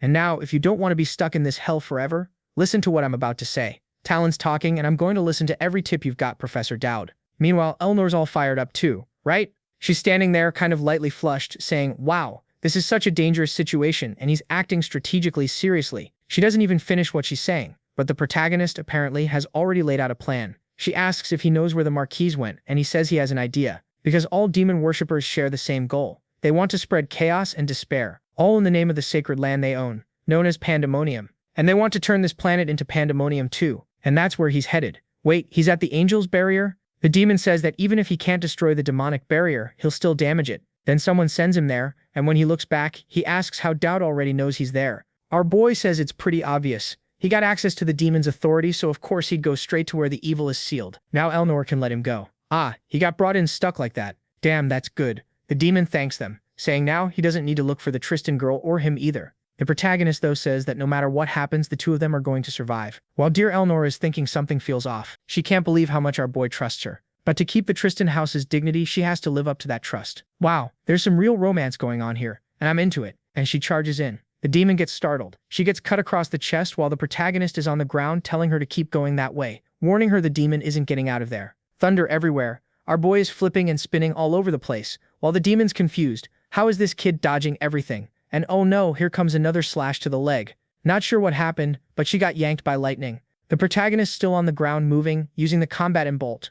The demon tells the insect to stop running, but Elnor is behind him saying the same thing. Suddenly the creature says they're annoying, brings its arms together, and a lightning bolt almost hits the protagonist, who rolls away. The demon essence starts to glow. The guy calls on the fangs of darkness and an attack comes in to grab our boy. But then someone activates the divine shield. The lightning hits, and it looks like it got tanked. But at the same time it hits his chest. He gets thrown back, smacks his head on the ground, blood in his mouth, and the demon laughs. The bastard laughs, saying he's tougher than he expected. But now he's used up all the cards he had. Elnor tells the protagonist to get up, she'll buy him some time. The demon says that the Tristan girl is pretty tenacious. They really were a perfect couple. Don't say that, she's going to like it. And that's when she gets thoughtful. On the train day she saved him with the shield, but he was the one who sacrificed himself for her. In the dungeon she was the assassin's target, but Dal was the one who faced him. Every time he's been protecting her, and now it's her turn to pay the price. Then the vitality necklace drops onto our protagonist and he recovers constitution and stamina, and she gets ready, saying she'll believe in him to the very end. The demon laughs and says it brings tears to his eyes, but the time has come. Elnor cuts him off and says she has a question. Seriously, I thought she was going to say something important. She asks, in your eyes tonight, are me and that boy a good-looking couple? The demon's like, what kind of conversation is this? The demon says, terrifyingly yes, but asks if she plans to become a housewife, if she gets out alive. She just goes, hops, vanishes out of nowhere and lands a kick right in the thing's face. Except now she's got that fully possessed pitch-black look. A sequence of slashes hits every limb, pentagram star. Using the maximum Tramontana must be some power from her family, and the creature slams into the ground. The whole area is cracking and the demon is confused, wanting to know what Dowd did, but the protagonist seems to have disappeared, and the demon calls the kid a rat. Elnor says no, while the creature looks like it's trying to retreat, asking what her next hidden card is. Meanwhile, in another part of the university, Conrad says they finally handled it. Elia says they were lucky everyone arrived so fast. Percy says it was thanks to what Dowd said they were already prepared. Conrad agrees and says he owes that kid dinner. If it weren't for him, this would have been way worse. But the scene cuts back to the protagonist, totally wrecked, saying he found what Talion left behind. He goes to grab it, saying it hurts too much, but he has to endure it for Elnor, and then she's the one who crashes headfirst into the ground next to him. As she looks at Dowd, the demon says the Tristan daughter really is tenacious. That's enough, they don't have any plan left. And then a lightning bolt pierces the protagonist's chest, and the demon tells him to die. Elnor freaks out, everything goes black and white. The demon was preparing another attack, and the protagonist's deadly charm activates. The target, something unreadable, gives him something too. This message makes no sense, but now she's transformed and our boy looks scared seeing it. People in the comments are saying those little horns help in a certain situation to make things more intense. I don't get it. Leave a comment if you know what they mean. The whole world is freezing in black and white, while that confusing message hangs over the protagonist with a direct threat. It's impossible to understand, but Elnor is now fully possessed, smiling like she's lost it. The protagonist realizes part of the system got disabled and some of his abilities were stolen. And whatever it is, it's using Elnor's body as a vessel to show itself, a fragment of the demon. And the deadly charm is still active, which increases the interest of evil creatures. And the stronger and more extreme the passion is, the stronger the effect.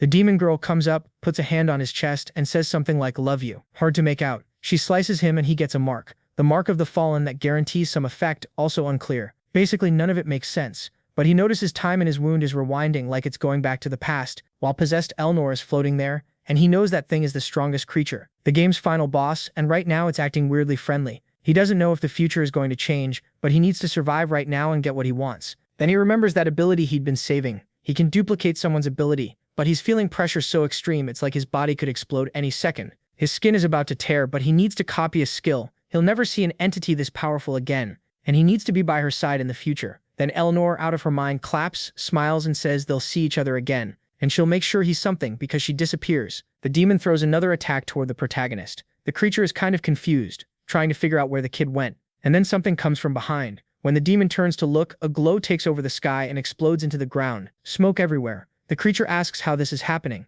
and the protagonist drops right in front of it, with the dangerous situation fully in play. Our boy's life is still at risk, but the desperate survival skill activates at rank EX.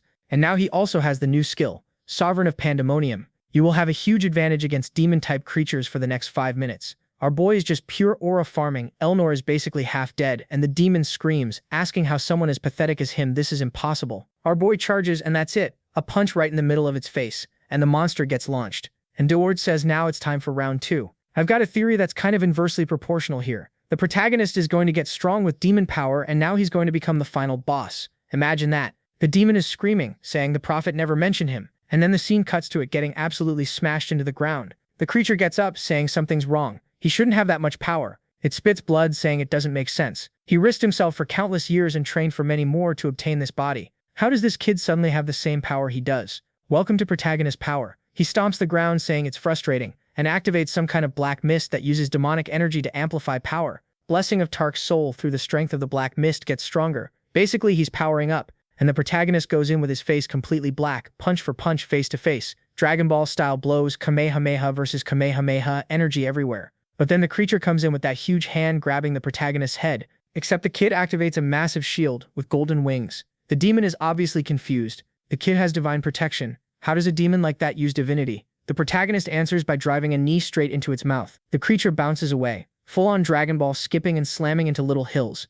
This fight is such a tribute. Our boy even comes in with that classic overhead elbow drop, hits it so hard it's like the thing got launched by a catapult. The demon is confused, and the protagonist is right next to it like, I don't get it. Then our boy says he was right not to return this, presses the button, and the creature gets flung far away. The demon screams that it's going to rip him in half, but our boy from a distance pulls out a cannon and says his final words are terrible. And then he fires a bazooka that melts the creature, which asks how he predicted all of this. Too late. The kid literally won the fight Dragon Ball style and finished it Looney Tunes style, with that catapult in midair. With that, the mission is completed, and he gets a hero fragment and 5,000 points. He realizes he got way more than he expected, probably because the difficulty ended up being higher than it should have been. He's smiling until he remembers he has to go back and see how Elnor is, but then there's a little shoe tapping his back. Oh, it's the droopy chest girl, calling him and saying Miss Elnor is fine. But he's gonna have to explain how all of this happened and everything he knows about the Grey Demon. The protagonist asks what she's talking about. She says it's more than obvious he's involved with the demon too. Then the scene cuts to Elnor needing a blood transfusion. She's completely wrecked. Don't beat up my waifu like that. And someone's asking why the priestess isn't coming. The scene goes back to the woman questioning our boy, saying the authorities are going to keep an eye on everything that happened in that area. And obviously noticing the demon's presence, he's going to be investigated. The kid is right in the eye of the storm, so he has to explain how they got to that point. The protagonist is thinking he already gave up on living like a background character. Now he has direct connections to demons. And then he says, well, honestly, I got lucky. The strongest demon in all of Pandemonium, the Grey Demon, seemed to have some kind of intention toward me. The Chancellor replies that they know that demon seems to have chosen Elnor as its vessel. And she just says that's fine, she won't question him. Just like that? Okay, sure. She tells him to rest, but the protagonist collapses like a complete idiot onto the floor, can't even stay standing. And then what is this? Did she use teleportation? Out of nowhere, he ends up sleeping on her thighs. He's not going to complain while she tells him he should know there are other fragments scattered around that can manifest at any moment. She's saying this while our boy gets shy, remembering it's obvious. In the story, other demons show up because other girls become vessels of evil, like the Red Knight incident caused by the Crimson Demoness. The problem is that this demoness changes the people she chooses to take control of as the story goes on. The only constant things are the story moments involving Elnor and Elia, and the Chancellor tells him to remember that the Holy Empire has extremely strong intelligence. They've probably already considered Elnor a possible candidate to be a demon vessel. The protagonist is confused. If she knows that, why does it feel like this Chancellor is trying to gather all the demonesses in one place? And she says that once a person who was a demon's vessel fell in love, and as a result, the demon fragment was completely eradicated. It seems love destroys the seeds of destruction. For a second, the protagonist thinks it has nothing to do with him. It just sounds like a classic kind of story. Until the Chancellor tells him it looks like the Grey Demon liked the boy. He's over there staring at her thighs, saying she must be going crazy. Yeah, sure. But she fires back that it's not up to him to decide. What matters is that she looks interested. Hurrah, reader. Right, there's no way around it. In that military outfit, she's unmatched. And the protagonist is listening to her say that she's already approved his judgment in excellence. That's why she wants to make a sincere request. Seriously, please seduce the demon vessels. The protagonist backs off like, what are you even talking about? Are you out of your mind? She says she'll help him make sure his flirting works perfectly. He doesn't need to worry that all the targets so far are girls, so he's safe. There's our military queen. There's the shy one. There's the tribal girl with those thighs. Damn, she's gorgeous. There's the little witch too. And that one's dangerous. And the Chancellor says he's already been blessed by the heavens and managed to win over the Grey Demon girl, so anyone else should be easier. But the protagonist is thinking, if he were really that skilled, he wouldn't be some cursed virgin. The woman keeps arguing that this is the only way for him to eradicate the fragments and save the world. How convenient. Get every woman in the school so the world can be saved. Dowd's like, so you don't believe in real love at all? You don't know that's wrong? That it's basically cheating, you realize that? And she says he doesn't understand. His targets aren't normal people either. They're demon worshippers who obviously are going to have unusual preferences. So normal isn't something to worry about anyway. Still, she sincerely asks him to save humanity. All the protagonist can think is that he wants to get out of this mess. Then he asks, Chancellor, have you ever thought about what happens if I fail to seduce them? She says he should know that in Chapter 14, humanity gets completely wiped out and the world falls into ruin. Basically, a demon-ruled empire is born. Dowd just thinks he hates whoever designed this game curse.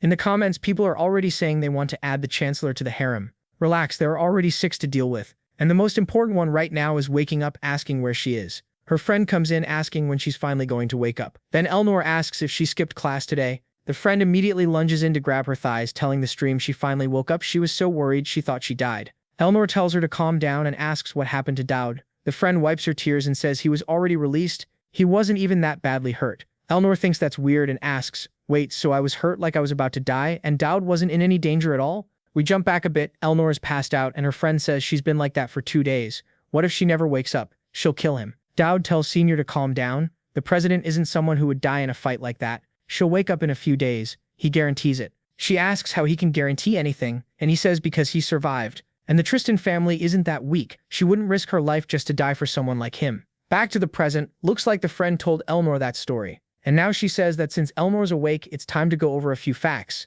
Elnor, still covered in hospital stuff, is like, let me recover first. But her friend says no, she's getting straight to the point. Recently, she managed to contact 2 people who've been causing trouble in the region. Well, it's not only demons that keep life interesting. Saint Lucian is coming to the city. Elnor asks what she's doing here. Wasn't she only supposed to show up next semester? The friend says she doesn't know either, but it looks like she'll arrive next week. With all these demon incidents happening, the Holy Empire wants to be more present around here. Then she says she has to mention the next person, and Elnor asks who. Cut to some guy slicing up a huge beast. No thanks, it's some Sir Gideon who's coming to the academy. Like, excuse me, don't you know this is a harem story? Only women are allowed in here. Get out. Except Gideon is Elnor's father. Yeah, that's bad. Go find the next target, because now this guy's gonna block the fun. Then the scene shifts to a window where someone's watching, and the saint is smoking a cigarette. Saint Lucian, I thought you were well behaved. Turns out you're rebellious. And she's even saying light is unpleasant. The guy at the window says it's strange for a saint to say light is uncomfortable. She says if he spent his whole life in a dark chapel, he'd think the same.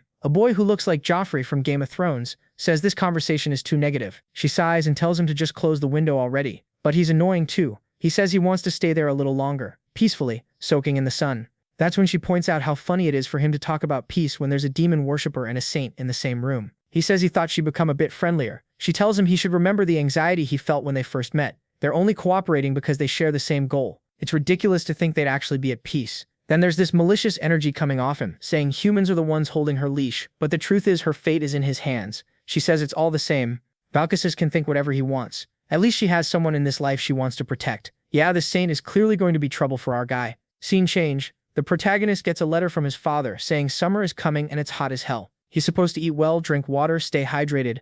Harvest season is coming, and they're sending a guy named Herman to help him, and he can ask him for anything. The Campbell region, his home is peaceful, so he doesn't need to worry. All his father wants is for him not to draw attention. Stay in the middle of the class, not too bad, not too good. And if he manages to get a girlfriend, he should bring her when he comes home for vacation. While the letter says that, there's a little photo of Elnor. The protagonist is happy his father didn't come, and in front of him is Herman, saying he's there to help with whatever he needs. Just speak slowly. Protagonist already knows this guy won't be useful for anything. At least he brought some grapes from the Campbell house. While our guy eats and says at least they're seedless, some people start talking. This kid's getting full of himself. Bringing a servant to school, what does he think he is, a noble? So the protagonist tells Herman it'd be better if he acted more like a friend than a butler. Herman standing there with grape juice on his chin looking odd, while the protagonist thinks he doesn't have time to mess around. What the Chancellor said sounded really weird. Something about seals and demons and saving humanity. And he's got a mission where Elnor is in the inheritance of the cursed state. And her father is also curious because that inheritance is active. And the main quest now is some boy king who ruined a country. The problem is he doesn't know how to prepare for the first mission,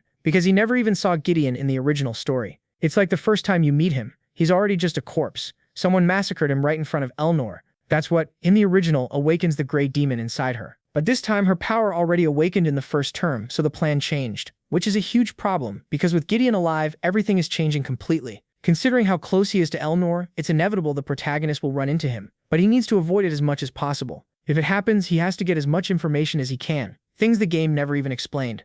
Then the protagonist sees Talion smacking Herman and telling him to stop bullying the protagonist. Our guy says, that's my butler, and warns him, Talion, you're hitting my butler, so tomorrow you're lending me your sword. Talion immediately drops to his knees like, okay, looks like he's really into our guy. Finally, the scene switches to what we actually want, our guy talking with Elnor. She says it's strange he wants to join the divinity department, but now he wants her to teach him sword techniques. He says it's obviously because the Tristan techniques are the rarest. He wants to learn at least the basics. He's taking advantage of the affection meter still going up. He can ask for favors like this, and she says fine. Since it's a formal request from her junior, she'll help. And yeah, he's desperate to copy her fencing, obviously. But then someone approaches and says it's a rare sight. The president, with so much to do, wasting time there. It's Elia, asking what private lesson is going on. Elnor says yes, Dowd's asked personally, so she's helping him. The protagonist can already tell this is going to turn into drama. Elia says he shouldn't learn from Elnor because Elnor uses one hand in fencing while he fights with two-handed swords. Elnor says what's taught matters less than who teaches. Elia agrees and says that's exactly why she should teach him, since she used to be the professor's assistant and specializes in instruction too. Elnor comes in heated, asking if Elia really wants to find out who's worthy to teach him. The protagonist realizes he hasn't gotten a single second of class, and they're already wrecking his plan. Elia gets ready to draw her sword, saying she knows several openings in the Tristan style. Meanwhile, Herman is off to the side, saying the young master is causing that infamous duel between girls. Elia asks if Elnor is ready to use her powers considering the Tristan condition. Elnor says Elia could never pull something like that off. Elia leaps in, saying class is starting. Elnor looks bored, saying Elia's movements are too wide. A strike is about to hit her shoulder, but Elnor blocks with a clean motion. Look at the veins in her hand popping. Next exchange, Elia is getting beaten down. She's shocked that Elnor attacks way faster and none of the hits are weak, but Elia starts wondering what she's doing. She can't believe she might lose to a demon like that. She stomps hard and swings, and Elnor spins, telling herself she's going to end these demons. She knows that woman will be consumed one day no matter what. In the end, she's just another sacrifice. Then Elia's sword flares up with a fiery aura, Guardian's true hit, and the protagonist is like, isn't this getting a little too serious? Elnor says she really does have trouble controlling her emotions, and she slashes because Elia's attack was heading toward the protagonist. The flames scatter. Elia panics, Herman passes out, and Elnor looks flawless. The protagonist notices her reaction time is kind of abnormal. Looks like she'd started merging with the piece. Elia from a distance apologizes, and Elnor says yes, Elia is skilled, but there's something beyond swordsmanship she needs to practice, not putting her friends in danger. That's a brutal scolding. Herman's there, skinny and unconscious. Now our guy is thinking Elnor is evolving way too fast. He can't afford to waste time. He needs to get strong as soon as possible. And it's not like he can't take shortcuts. To survive, he needs sacred astral energy. Swordsmanship alone won't be enough. He needs to train both sides. That's why he came to talk to her. She's eating an apple while he says she looks healthy. But then the crazy girl looks back and attacks him in half a second, and he's thinking it's time for him to help the saint's little sister. Next chapter, there's a huge corrupted skeleton on the ground, and someone says, if you still think someone's gonna come save you, or that someone will be your friend, that's only gonna hurt you even more. There's always some devil's sibling. With these women, it's not daddy issues. What is it, brother issues? He says hope is the prelude to despair. She should accept that just like her sister did. A drop of blood hits her forehead, the demon starts taking over the body, and he says now she's become a cursed amulet, and she'll be alone forever, even when she dies, because that's how she'll protect everyone. Suddenly she opens her eyes, hearing a voice saying this is Uria's duty. She finds herself in that abandoned cabin, and now we're back to the moment where she picks up a little apple to eat. When the main guy shows up asking how she's doing, saying she looks healthy, she turns around that same second and hurls her sword straight at him. Like, okay, she's not playing around. He jumps in to defend himself and she starts moving like crazy, throwing slashes in every direction. While she's thinking he should back off before she hurts him, another attack comes in. He blocks again, but he ends up falling backward as the blade stabs into the ground right in front of him. He goes, hey kid, you're in pretty good shape if you can swing that sword like that. I told you I'd come by sometimes and bring food. Don't you even remember me? I figured you must be lonely, so I came to visit. She's kind of dazed while he's talking, remembering her brother saying he hopes she learns quickly that she's nothing but a cursed amulet, and she's going to die alone. But the main guy keeps talking, going back and forth like that. Then he says, I'm here to see you, and she remembers her brother again. Screw you, girl, you're gonna die alone. The closer you get to people, the more you'll suffer. Then she sees what he brought, takes the little bread roll, drops the sword, and starts crying, totally overwhelmed. I think she's happy because he managed to bring food and didn't get hurt, you know? He's seriously built different. And with him back, Uria's interest shoots up a lot. Now there's even a reward. Meanwhile, Hernan, the useless one, is just sleeping. Thanks to her, he got the skill Fencing Focus rank B, which boosts his reaction time and accuracy in combat. He's already thinking it'll be a great combo to activate together with Desperate Survivor, but he also wants to know why his brother is so careless. He's always asleep. On top of that, he's also leveling up the Tristan fencing technique, and now he can use any weapon, plus he can pull off some blocks and has a small chance to ignore defenses. So he tells his brother to wake up already, because today he's going to show off in front of that person. Yeah, today the main guy is going to talk to the future father-in-law, Gideon Gale. Stad de la Tristan. The city's packed, and a knight tells the old man he'll carry his things. In the background, a couple is talking about the Holy Empire's arrival this year. Looks like it's the day when all the students' families come to visit. And from the stage, the announcer welcomes everyone to the best academy in the Empire. It's an honor to offer everyone the chance to watch a battle royale. Meanwhile, some nobles are freaked out asking what that person is doing there. Someone who never shows up unless there's a war.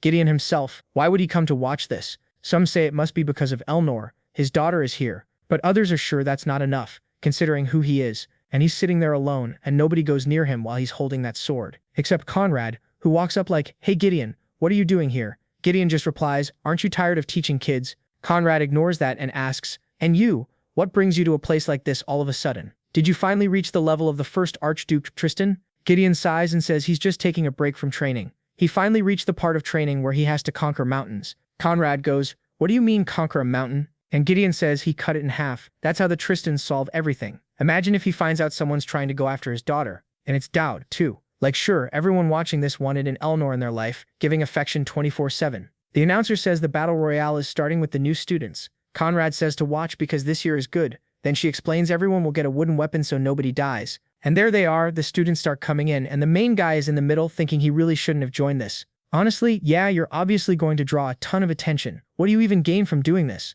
Poor Talon still thinks he has a chance of beating Dowd. There's Saint Girl, there's Elia, who's also wondering why Dowd decided to participate. And here we go. While some nobles are grabbing big swords, there's another girl over there running her fingers along a smaller blade. Dangerous. Everyone's in the arena, and the last one standing gets special points. Plus, the top 10 also get some advantages. Herman is telling our boy, basically, at least secure top 10. While the main guy is wondering where Gideon is, he wants Gideon to look at him. Funny how when it's about putting an effort for a girl, he doesn't care. But now that Gideon might be watching, he's all fired up. Elia's thinking she and he don't really have anything to worry about. But that other one in the red hood is clearly a problem. Up above, Elnor Tristan is just watching, and her father glances over too. The announcer tells everyone to start, and the whole thing turns into Harry Potter. People flying around, throwing fireballs, swords clashing, shield bashes, and the hooded girl is straight up throwing punches. Yeah, I recognize that. Zoom in, editor. Look at her thigh with that tribal tattoo. We know that's another powerhouse showing up. Talon comes charging in, hitting the main guy, and the main guy asks why he's trying to pick a fight with him. He just defends. Using the Tristan-style block, huh? Did Gideon notice? The kid's there, but he's not drawing that much attention. Then Gideon suddenly locks eyes with him and the dangerous situation triggers, because the muscular, thick-thighed girl comes in with a kick. Not comes in, she lands it clean, shatters the wooden sword, and she's staring and smiling, asking what he thinks he's doing. Like, come at me. Our boy crashes into Valion, totally wrecked. What kind of angle is that? What kind of POV is that? He recognizes her, the daughter of the Tribal War Association, a character who was only supposed to show up in Chapter 5. Everyone's shocked. Elnor watching, Elia confused. She throws her cloak back and says if he won't come to her, she'll handle it herself. With story cliches, she's definitely the brute-type girl who charges in no matter what. And the main guy knows that in the story she's a sadist who loves beating people up. The problem is, since she was supposed to appear in Chapter 5, he thinks not even EX-level survival is going to guarantee him a win. At this point, is she stronger than Elnor? Seriously? He's still messed up from that kick, wondering why this psycho is even participating in an event like this. Then Talon tells the main guy he's going to make sure Dope gets first place, but our boy tells him he'd better run before he gets beaten up. Then Talon steps in front of him and goes, "If you want to touch Dope, you'll have to get through me." Poor guy. He really said that to the one girl who enjoys beating people senseless. In 1 second, there's a hand in front of Talon's chest. The main guy tries to activate a fencing speed skill, but she just tells him not to die. Then classic 1-inch punch. Boom. She sends him flying, along with everyone else in the arena, and she's got that demon look in her eye. The main guy realizes he wasn't even the one who took the hit, but it still hurt like hell. She scratches her head and goes, "Damn, I thought you were kind of trash, but you're still standing? If that's how it is, I can go all out on you." The main guy wonders if he has any chance against her and Elnor, and Gideon says, "Impossible." She comes in with another kick, and he blocks it with his sword. She's happy, but he knows that's only happening in his dreams. Then she unleashes a JoJo-style punch barrage. He tries to hold the block, knowing he can't waste a single second of stamina, until boom, the sword drops to the ground and he says he quits. Honestly, I think this is his plan. Since she likes beating people up, he won't give her the chance to hit him, so she'll get obsessed. The kid's playing 200 IQ, she's confused. The whole crowd thinks it's weird. Elia thinks, well, I guess that was smart. As the main guy walks out, he's like, "Hey, why are you all trashing me? I don't have a chance anyway. I'm leaving before I get wrecked." The announcer says it ended in a kind of anticlimactic way. And now Lulu is yelling, saying if that bastard has a problem, she hadn't even started yet. And of course, the charm effect triggers, hinting at a future explosive relationship. The main guy laughs, thinking it really was the best choice. Then suddenly a sack gets thrown over his head. With that red collar, it's obvious who it is. When he pulls the sack off and opens his eyes, he's in a room with Gideon, who asks if he learned fencing from her. He doesn't even say her name, just to make it extra obvious. The main guy thinks that considering his plan, this isn't a bad outcome. He says no, and Gideon asks where he learned the Tristan fencing techniques. Like, did the kid really think Gideon wouldn't recognize that kind of defense? So answer me, where did you learn it? The main guy thinks Gideon can't see, he's nervous. Standing in front of him is the reincarnation of the blade. The moment he shows weakness, everything's over. So he says he learned it from someone Gideon also knows. The Blade Emperor always likes showing up at unexpected moments, even in some random rural place. Gideon goes, "My master taught you?" That's an interesting lie. Keep talking. The main guy thinks the best way to hide a tree is to plant a forest. So he says yes, he was taught personally by Gideon's master, who asked him for a favor, and he thinks the smallest lie is the best way to hide a bigger lie. Gideon tells him to say what the favor is, and the main guy says his mission is to teach Gideon the way of the sword. Gideon turns and asks if his master really asked for something like that. The main guy goes, yeah, trust me. Gideon says he'll have to take responsibility for those words, and our boy acts confident. What he doesn't fully get is what taking responsibility is going to look like. All he wants is to use the info he has from the original story. The problem is, Gideon is someone people only talk about in rumors, and the main guy can't even estimate how strong he really is. And now he knows Gideon is testing him, which makes sense, because to Gideon he probably looks insane. Still, he hates this kind of silence. Then Gideon suddenly extends a finger and points at him, and asks if he's not going to block. Daub doesn't really get it, and Gideon says that right now he'd already be dead. And then the cup Gideon was holding plus the whole table gets destroyed. The main guy recognizes the technique as the formless blade,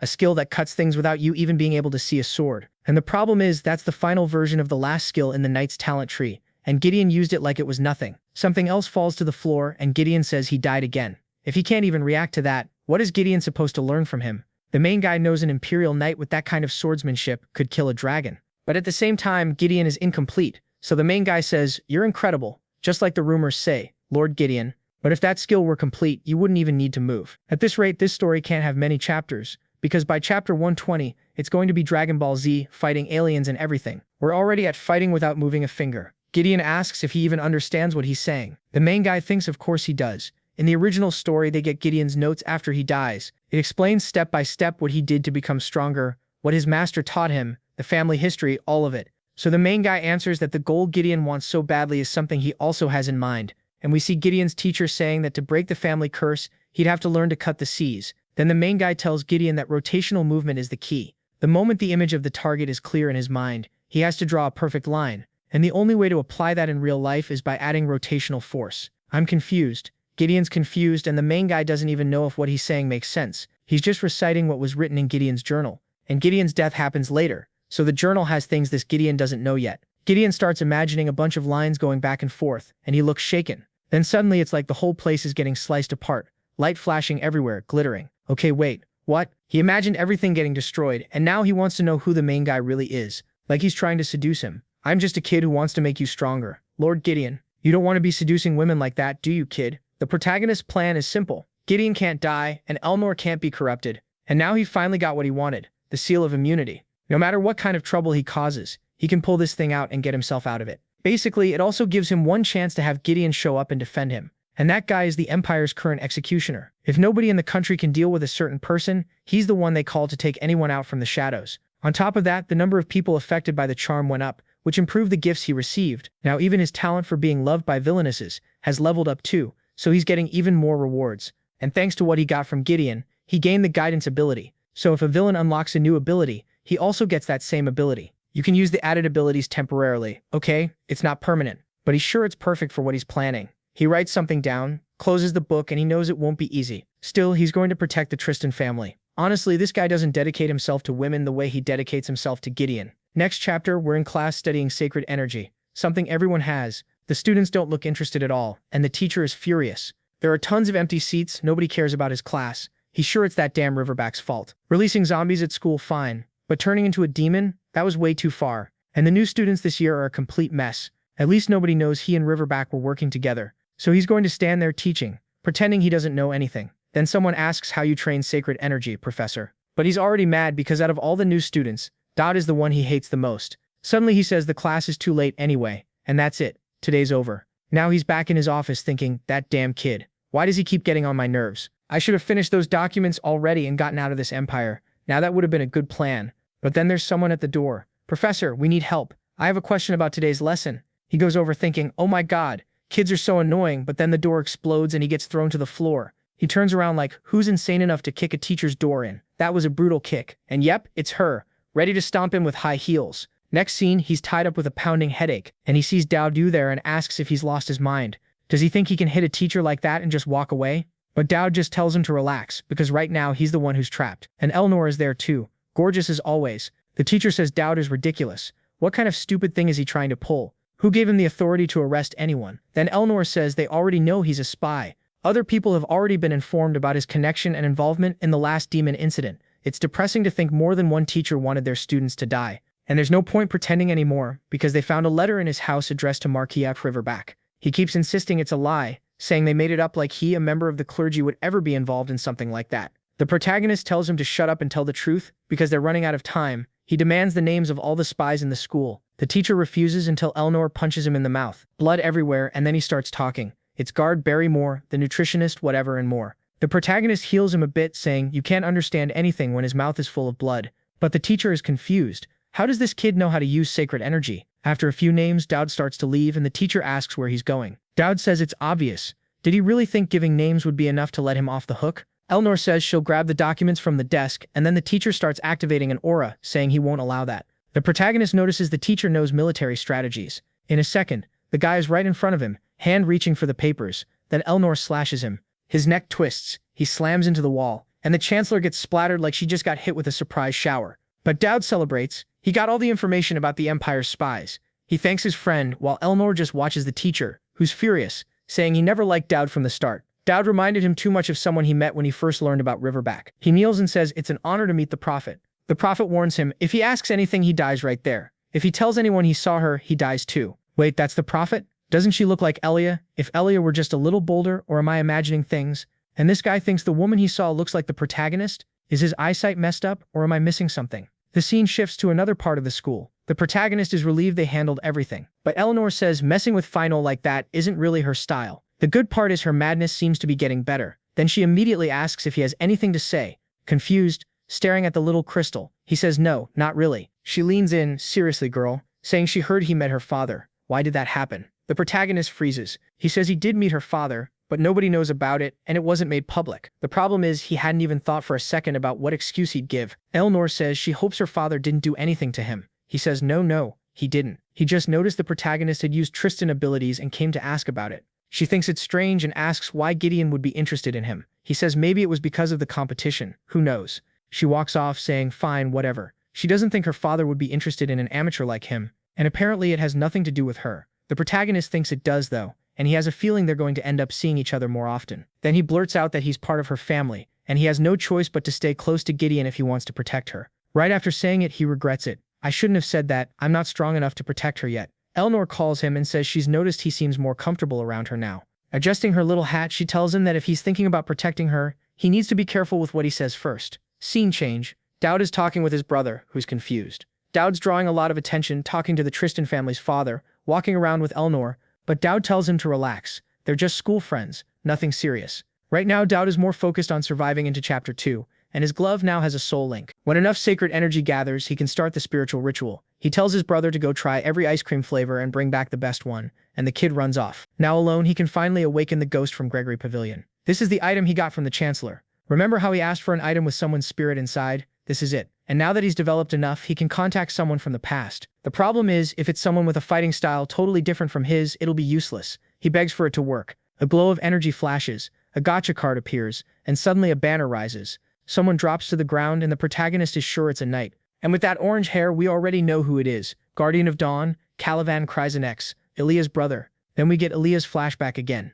We already know it. She went back to find her brother, and he never showed up again. Her whole family died. He was one of the guardians who gave his life to protect the city. Through death, he became a hero. But for Elia, it felt like she'd been abandoned. Still, on the day it all happened, she swore she'd follow in his footsteps and defeat the demons. That's how she started training, until she reached the academy, becoming a future hero candidate. And now the mid-year exams are about to start, and everyone has to form teams of 4, Dowd and 3 girls, so we can all be happy. The teacher warns them they need to prepare to face demon worshippers. Dowd talks to Calivan inside the glove, telling him his little sister is right there. Calivan says she used to be a kid who'd fling snot everywhere and dirty up the house.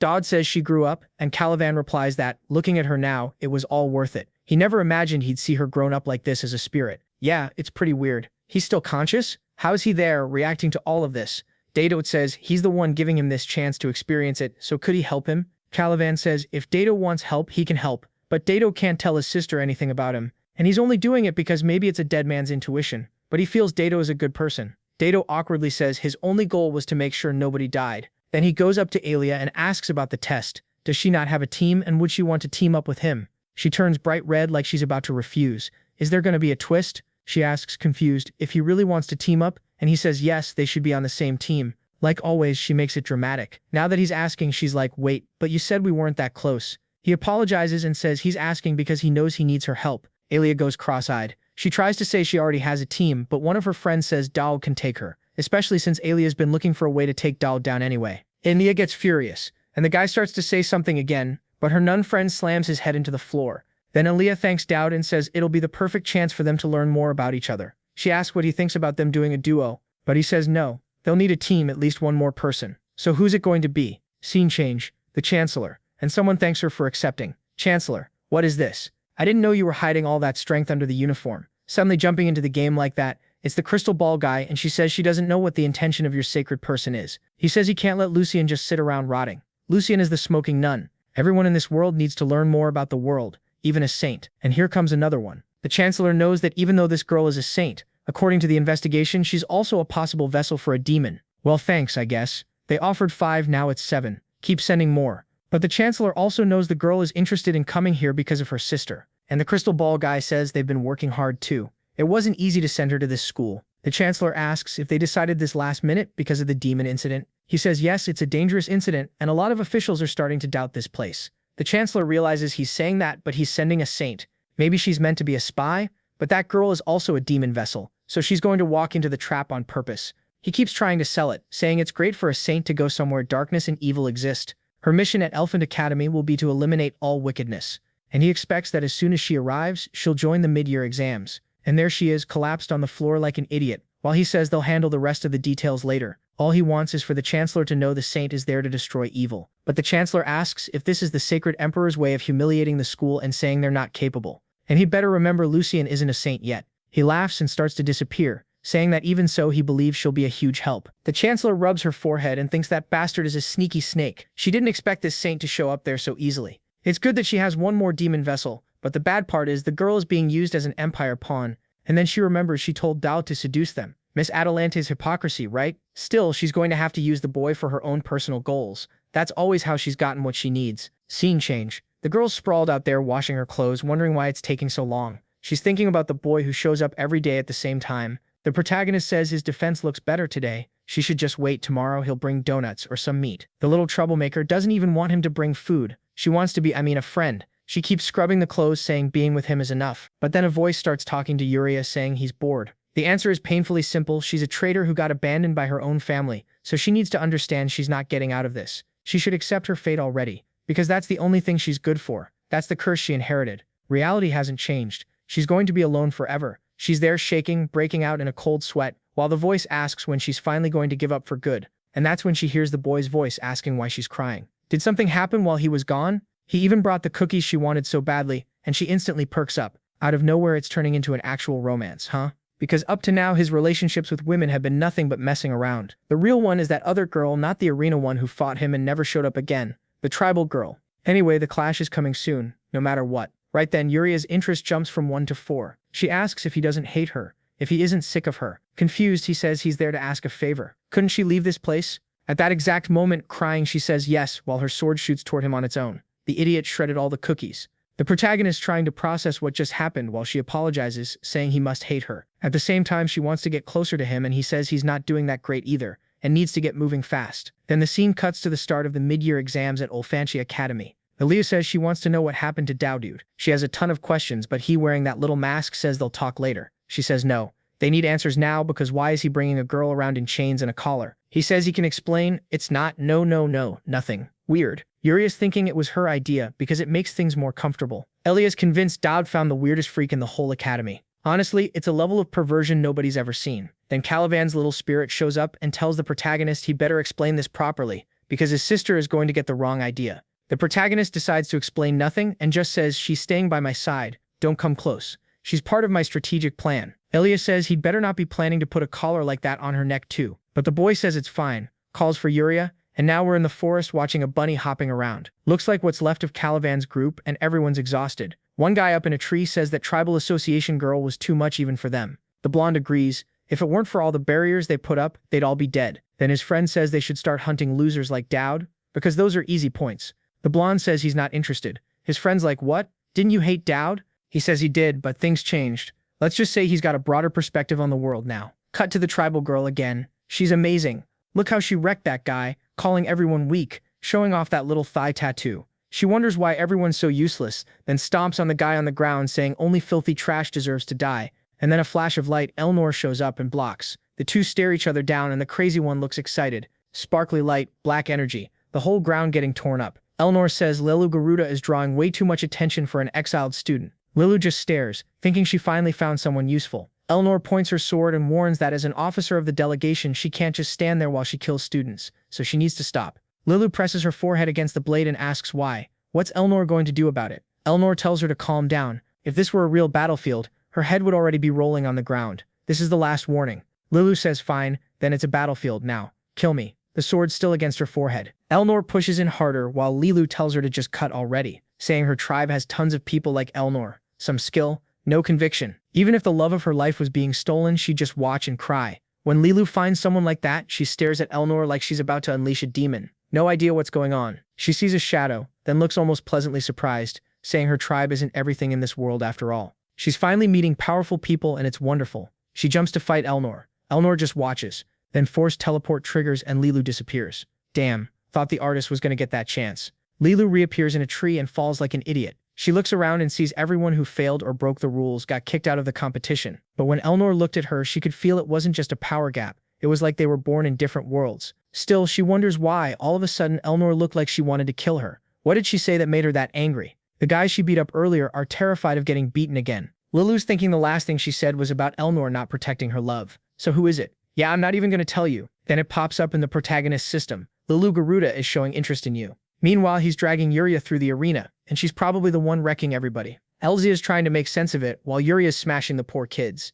Elzia wants Dowd to explain this misunderstanding already. What's going on? He says he doesn't have time, he's busy controlling Yuria. He yanks her closer and she says she likes being right next to him. Elzia just thinks these two are definitely weird. Then out of nowhere, a guy drops onto a golem and calls out to Elia, tongue hanging out saying he admires her martial skill and her radiant beauty. This guy's a total gigachad, showed up to fight her, beat her, and win her over. The protagonist asks if she really has that many fans. The guy's throwing hearts around, saying he won't let her get kidnapped by that pervert Dowd. Elzia is about to argue Dowd isn't a pervert, then realizes, yeah, he kind of is. So she lets it go. She says she'll take the guy head on. But the guy says he's not here to fight her. The protagonist notices he's using cleric department magic, so they're all nearby. He tries to talk to Calivan, telling him to wake up because he needs a small favor. Calivan says he's not doing it. Sounds dangerous. Yuria looks back and there's a whole bunch of students charging toward the protagonist. The protagonist and the desperate survivor activate rank A. He orders Calivan to show up, and Calivan says he's not appearing for this childish nonsense, for the love of God. The protagonist says his sister is fighting a golem, and Calivan should help her with something.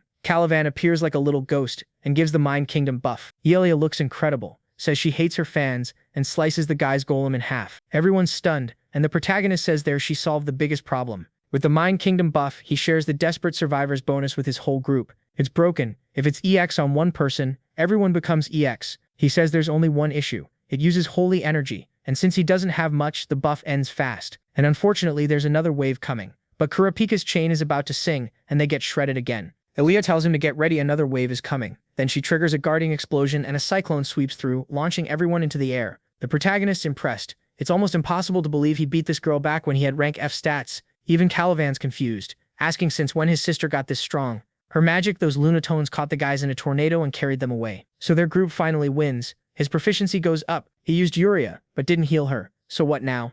Elia calls him a weirdo, but thinks that on the other hand, it's always fun being on Dowd's team. And yeah, sometimes you forget, but that red-haired guy in the game's original story was part of the main player party. Elia's old group are the real heavy hitters, the main cast. They're hunting items trying to reach the top of the test, but she's confused because second place isn't a group, it's one person. The blonde says that's impossible. How is someone leading solo? And look who shows up, another top-tier girl, fine old Regifek. Ugly name for such a pretty face. The redhead asks how many points first place has. She says 120. He's like, what group is that? Cut to our boy and his collared girl arriving in front of a weird cave. In theory, if they take that area, nobody can pass them anymore. They go in and the protagonist knows whatever happens in there is always a random event. Elia says, even for a test, this is going too far. Yuria freaks out and asks what his sister is doing there. Main quest number 2. the boy king. Stop the bearer of the curse of annulment and protect the targets.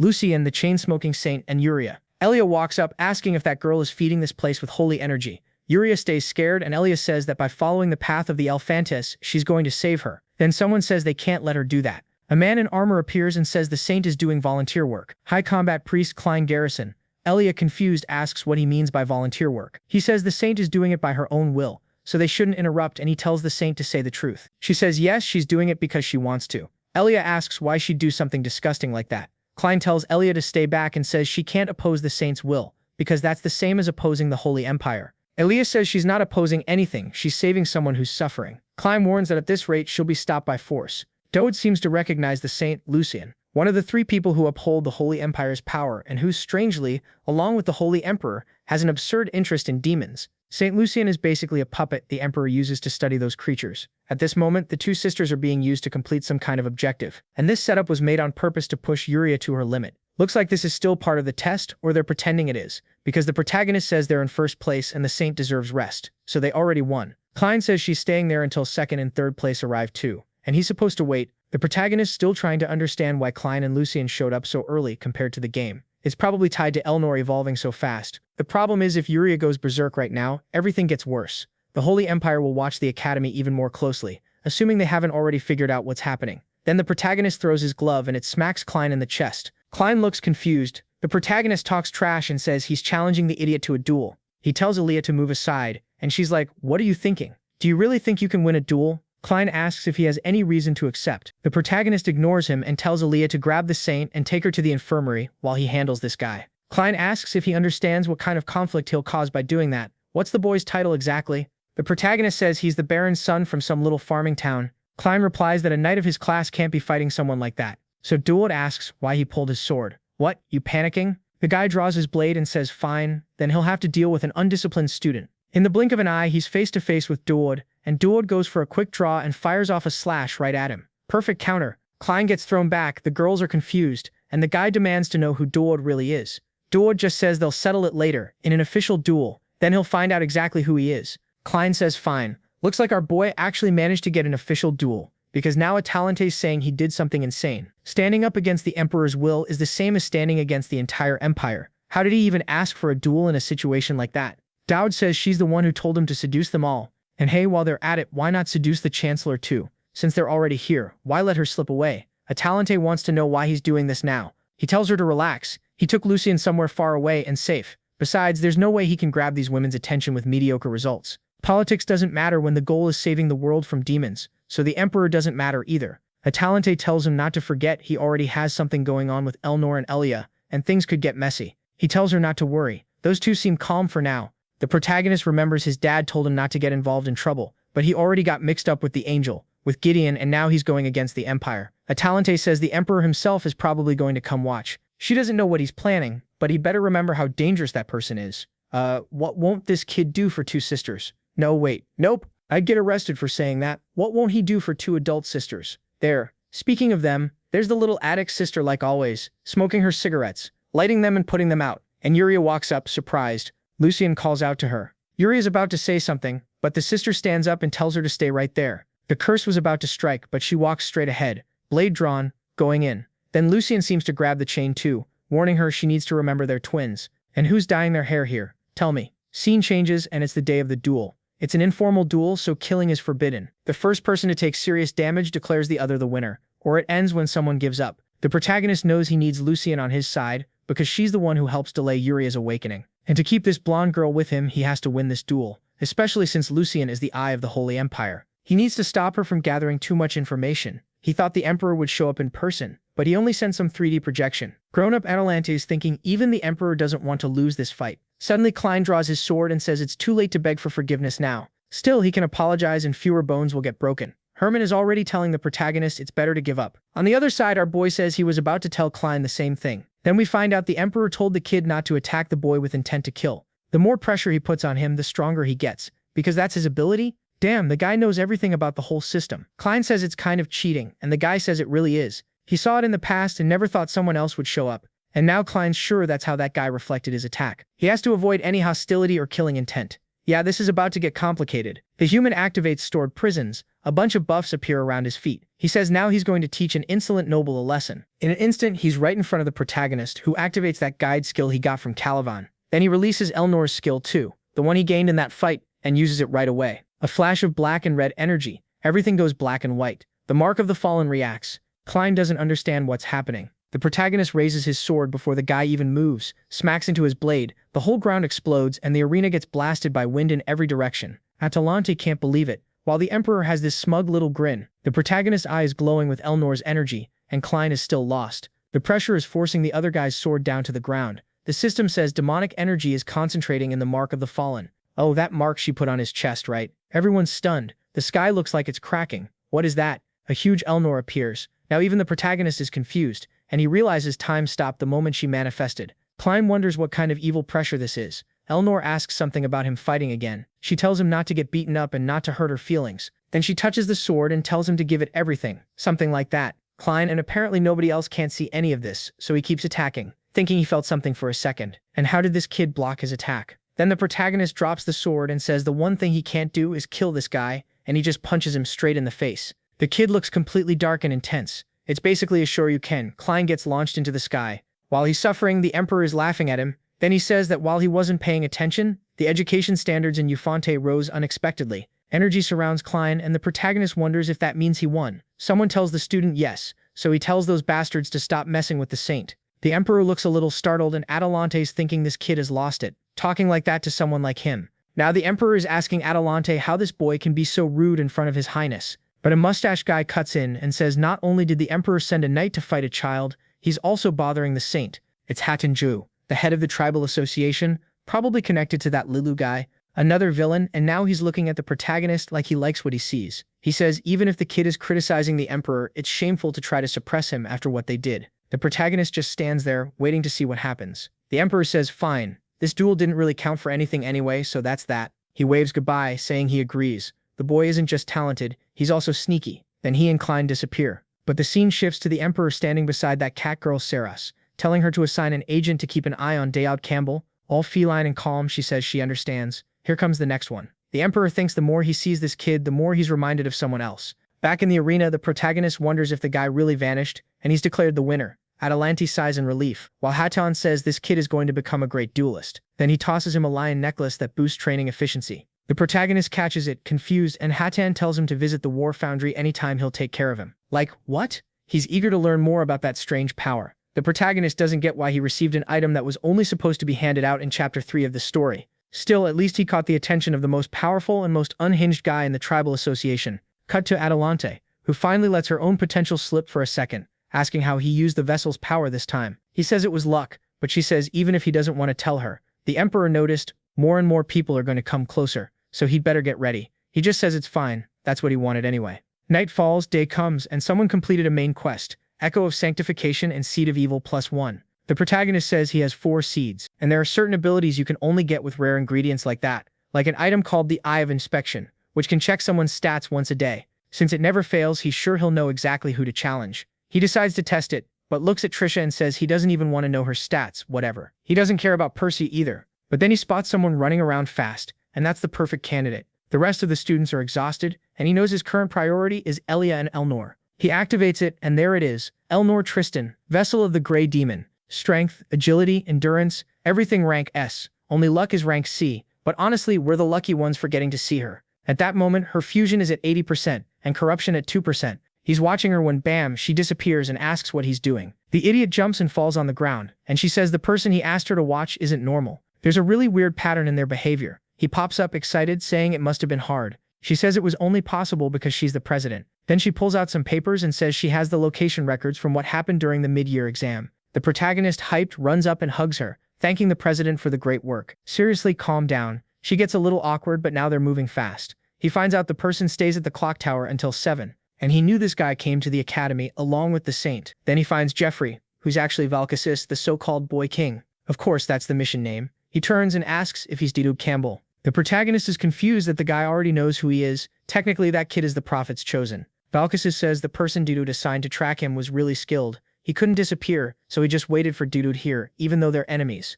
The protagonist thinks it's weird that this guy is talking. In the story, this kid is just a demon worshiper. You can't even have a conversation with. Valkissus says the prophet warned him, Dudu would be the biggest problem in this place, and Dudu should answer whether he's here to interfere. Seeing him draw power, the protagonist realizes Valkissus really wants to end him, and apparently he already has orders from the prophet to kill him. The prophet being that girl in the tight outfit. The protagonist is sweating cold, staring him down, while Valkissus tells him to say how much he knows. If they're face to face, it's because he already has an idea who he is. But Dudu says, I know you don't have bad intentions, even if your plan is to take over the academy by killing everyone. Hold on, what? So they can't coexist? Valkissus says yes. The prophet seems very interested in that. And there's the prophet, huge. But right now they're interested in figuring out who Dowd really is, even though he probably already knows that in the future he'll face everyone who received divine awakening. I'm as confused as the protagonist. Why is this guy telling him all this? They're enemies, so Valkissus shouldn't be handing out information like that. Let the guy help you. The blonde kid says he doesn't intend to ruin Dowd's plans. All he wants is for them to fight fairly. The protagonist thinks that's strange. Valkissus says a game always has to be fair. To him, Dowd is at a severe disadvantage, no matter how much information he has. And the reason he came to meet him is to find out whether Dowd was going to play unfairly. Dowd thinks the bastard already figured everything out, so he pulls out the Eye of Infection to take a look, and the blonde kid says he can see whatever he wants. Then he sees the kid completely corrupted, with negative 213,000 in applied alchemy. Alchemy is a type of magic class that, unlike regular magic, spiritual power, or divinity, costs your life to use. Valkissus laughs, saying that ability won't be useful in combat. The protagonist asks why Valkissus is even talking. Valkissus says he wants to understand whether what the prophet told him about Dowd was true. He doesn't want Dowd to feel offended. But right now, Dowd isn't a threat to his plan at all. So Dowd raises the stakes and says Valkissus's plan to kill everyone at the academy won't work. He'll do everything he can to stop him. Valkissus says he's delusional to say that after seeing all the alchemy spells inside his body. But the protagonist answers that he's going to save Valkissus and his kingdom. The blonde guy laughs and turns away, saying Dowd is only going to end up as number 213 million or whatever. And he throws himself forward, turns into something terrifying, and leaves. Dowd said all that, but he's not confident. It's really hard for him to beat something like that. Scene change. Lucien is talking with her sister, asking if she liked the clothes. She says yes, but it's kind of embarrassing to wear that. Girl, you're in pajamas. Lucien tells her to take whatever she wants from there. Considering everything Yuria did for her, that was normal. Yuria thanks her while the smoker keeps shaving years off her life, thinking she's happy because she assumed Yuria would be wrecked because of the curse, but she still seems fine. Then she notices Yuria put on a collar and asks what that is. Yuria explains it's a little gift he gave her and it represents the relationship they have. He told her to wear it because otherwise he won't see her. Lucien is obviously confused while Yuria tells her she only wears it because she likes seeing Dute. The blonde, of course, bites down on her cigarette and demands to know where that damn demon is. Cut to the protagonist explaining, it's a weird misunderstanding, but it's because of her curse. He only used the collar because it was the only thing nearby. Oh my god, Lucien is about to respond. She's smoking again. This girl's already gone through like 8 packs. She tells the protagonist that Yuria is her only sister. He tells her to relax. I know. But the blonde wants to know how he even knows they're sisters. She was already furious about that dog collar, and every second he's looking more suspicious. How does some guy from some random city, some random baron, know Lucien and Yuria are sisters? And how did he manage to stand up to a holy knight too? The protagonist just goes, look, Miss Saint, I talked about that with Chancellor Adelante, so I can't tell you. What I can say is I'm on your side and on Yuria's side. She closes her eyes and says she'll let it slide for now, since he really did take care of Yuria. But she doesn't trust him at all. Sooner or later, he's going to have to tell her everything he's planning. He doesn't want to reveal the truth. Both of them are needed for some homunculus plan. Lucien herself is a saint created from combined materials. The holy power she has is basically engineered, and Yuria exists to amplify that power. Or apparently he did tell her everything, and he's saying that's why Yuria ruined everything when she escaped. And now they need to use the chance they have to prepare. 3 days until the attack on the academy. They accessed an area that has a divine item from the academy, somewhere you can only enter with the saint's authority. But she wants to know how that's going to help. The protagonist says it will help, but he wants to know why what she's doing to her sister is worse than what he did. The poor girl is being dragged in with a collar and a bag over her head. Her sister answers that they're disguising it, pretending they're bringing some random girl in to do an exorcism, especially since hardly any students go to the sanctuary. The protagonist tells the saint and that person to leave, but Ellie is standing there all grown up saying no. She has to keep an eye on what he's going to pull. Lucien says having the hero candidate there makes her feel better, and the reason she let her in is because she believes the creator made the right choice. They pull the bag off Yuria's head, and Lucien tells Elia to watch her sister. Elia says she can trust her, and it looks like Lucien leaves. The protagonist explains the smoker can't stay there because only demons can interfere with the human world as much as they want.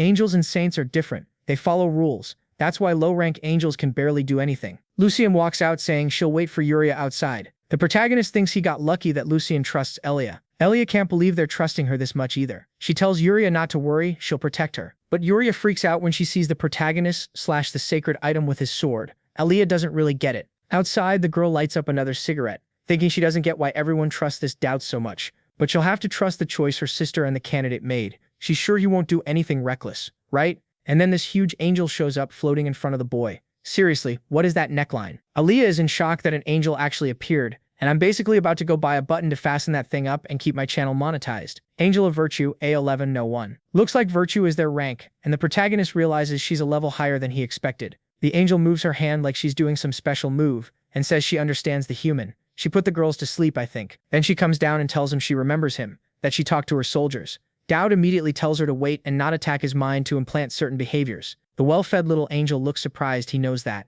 and the protagonist thinks in the game that's how angels act. Since they can't physically attack in the world, they always mess with people mentally. So just her standing there in front of him without doing anything was already enough. The angel says his thoughts are interesting and the protagonist drops to the ground. Her plan was to give a simple warning, but his act of blasphemy looks intentional. And wow, the camera is really zoomed in on her mouth. She says he looks prepared because it's going to happen. Like, yeah, you already know it's some random labyrinth. What did you think it was going to be? The protagonist realizes this is actually his mental space. The angel asks why there's nothing here. Normally a mental space takes the shape of a person's morality, so why does his look empty? She can't tell if he's good or bad, or if she made a mistake. She's scratching at herself, trying to figure out how she's supposed to handle this. Meanwhile, the protagonist is more interested in the fact that if his mental space formed, his soul is exposed, which is exactly what he wanted. Because the moment a space connects to his soul, someone is going to attack. Yuria is there, passed out, and suddenly the whole place turns purple. The angel asks if he closed his own mental space. He says he can't. He didn't even create this.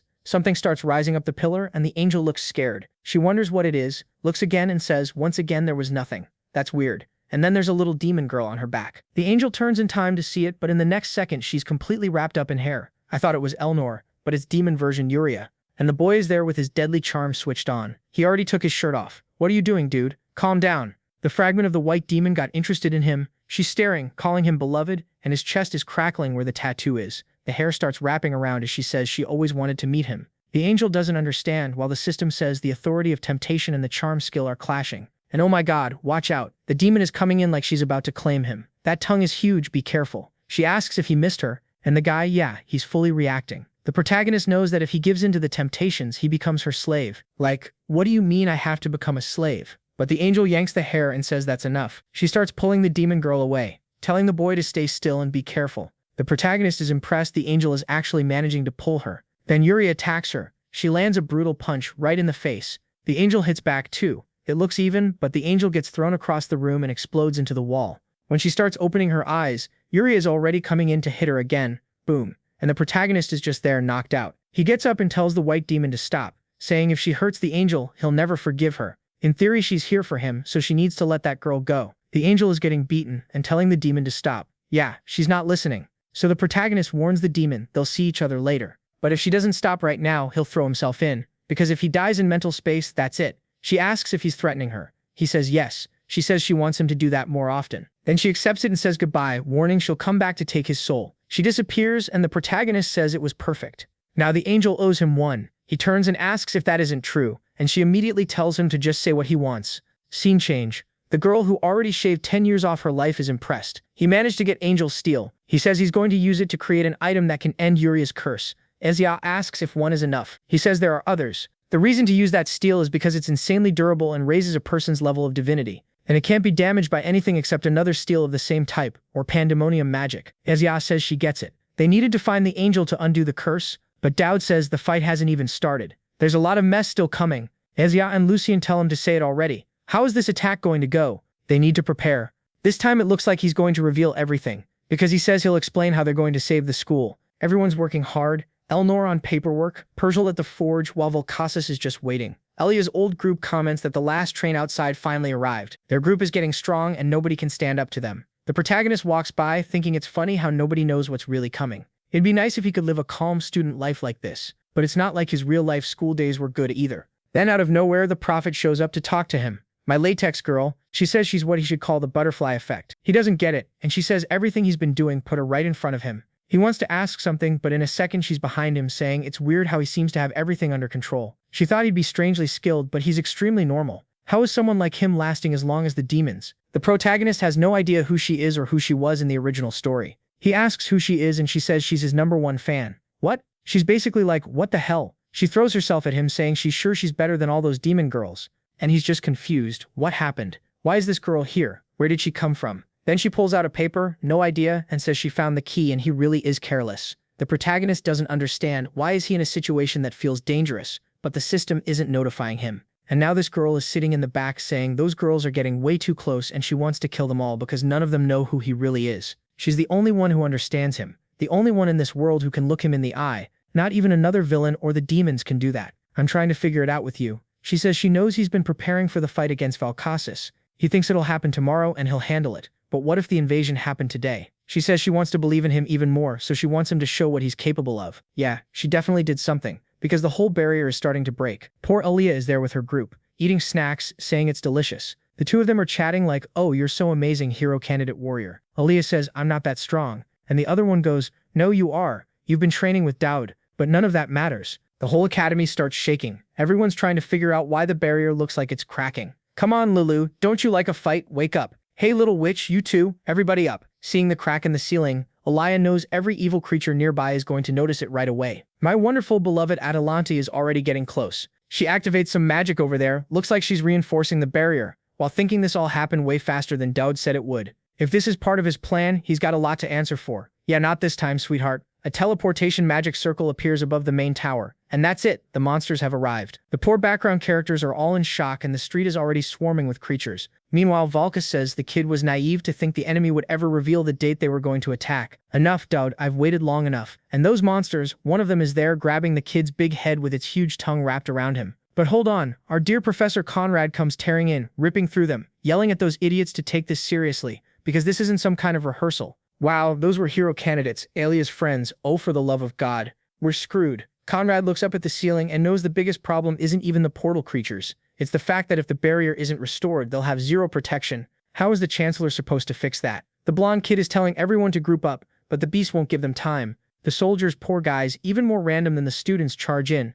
I respect someone who mod. Yeah, no, actually, I was going to respect him, but the guy gets eaten in the very next panel. And the loudmouth protagonist realizes the amazing plan he put together just got wrecked out of nowhere. The barrier is gone and there are monsters all over the school. Someone call Elnor.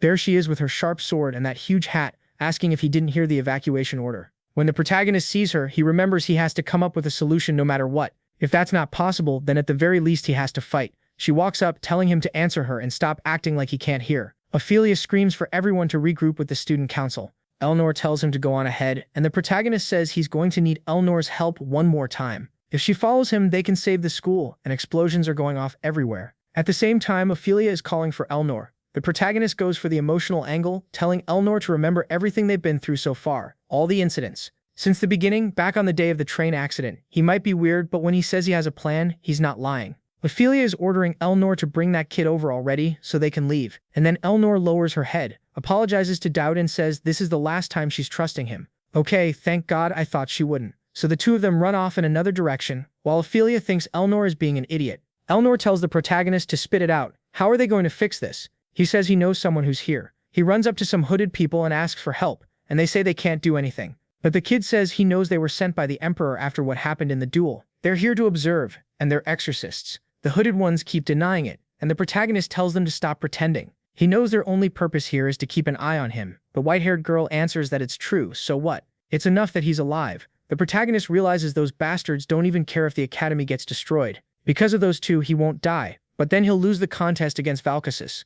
Meanwhile, they're passing information to Ceres, a cute girl, telling her they found the item she's looking for. The protagonist doesn't feel like dying, so he just yells and tells the damn woman to help him. He shouts the name Ceres Dreamore, saying he knows she can hear him. The white-haired girl looks confused, but then the charm activates, and Ceres, the master of assassins, shows some interest. Ceres tells this Vizsla to help the boy. A little abdomen-looking thing shows up, and she says she understands. While they're in the middle of this drama, Feinrich is appearing all over the school, except they're heading toward the little trio of assassins. Ceres says the boy will have to explain later how he found out about her and take responsibility for what he said. What did he say? He just said your name, relax. Her trained assassin starts helping, slicing the beasts apart everywhere. What is that flexibility? Calm down. Elnor looks impressed by the power, while the protagonist says they don't have time, they need to go to the clock tower now. The enemy they have to defeat is up at the top, Elnor wants to know how he has that information, and he better not make up excuses because she's already noticed that ever since they met he's never said a single sincere word, always hiding everything and talking in circles. But she thinks he has a reason for acting like that, and that's the only reason she trusts him. So this time he doesn't even need an excuse, they'll just focus on what needs to be done. The protagonist is about to thank her, but he gets covered by a shadow, and here comes the problem. A creature from the game known as the Terror of Flesh, an immortal monster with infinite regeneration. The only way to clear this part is to lure it to another area. The protagonist tells Elnor to distract it, but she's over there daydreaming, saying she's going to split it in half. The kid tries to warn her, don't do that, but she doesn't listen. Once she's mad, it's over. She starts thrusting like crazy. Tristan attacks sequence. The beast swings a huge slap at her. He tells her to counter. She draws her sword and uses Tristan's defense. But in the end, her blade breaks. She realizes not even the Tristan technique works against this monster. The protagonist doesn't have time to stay there. He needs to climb the tower now. But he can't just abandon Elnor. She starts trying to build up that aura, saying even if she dies, he has to save Alphonte. But Dowd is disappointed in her. Why is she shaken just because her sword broke? Elnor, the La Tristan of the story, isn't the kind of person who would show weakness like that. She's supposed to be the final boss of this game. Fair point. So the protagonist calls her over, shakes his hips, leans in close and says he has something to tell her. I don't know what he said, but boom, he said it and vanished. And then yeah, he must have said something wild, because she snaps out of nowhere and slashes the monster's abdomen, and the thing splits in half while transforming. From up above, Valkus watches everything, saying the kid really is interesting. The protagonist arrives. The blonde asks if the kid remembers the bet. The protagonist says of course he's there to beat him. Then the guy activates 16 demonic circles and says he hates demons and all their worshippers are disgusting. The protagonist goes to draw his sword and says he knows exactly why Valkus acts like this. Demons caused him pain for thousands of years. The only reason he's teaming up with a prophet who's interested in demons is because of one certainty, the certainty that he can finally get a death with no strings attached. Okay, that's starting to make sense. In the original story, the prophet tells Valkusus she'll be able to kill him, because Valkusus apparently is an immortal homunculus, so that's why he has that billion deaths thing. And the prophet warned that if Valkusus destroyed the entire academy, his wish would be granted.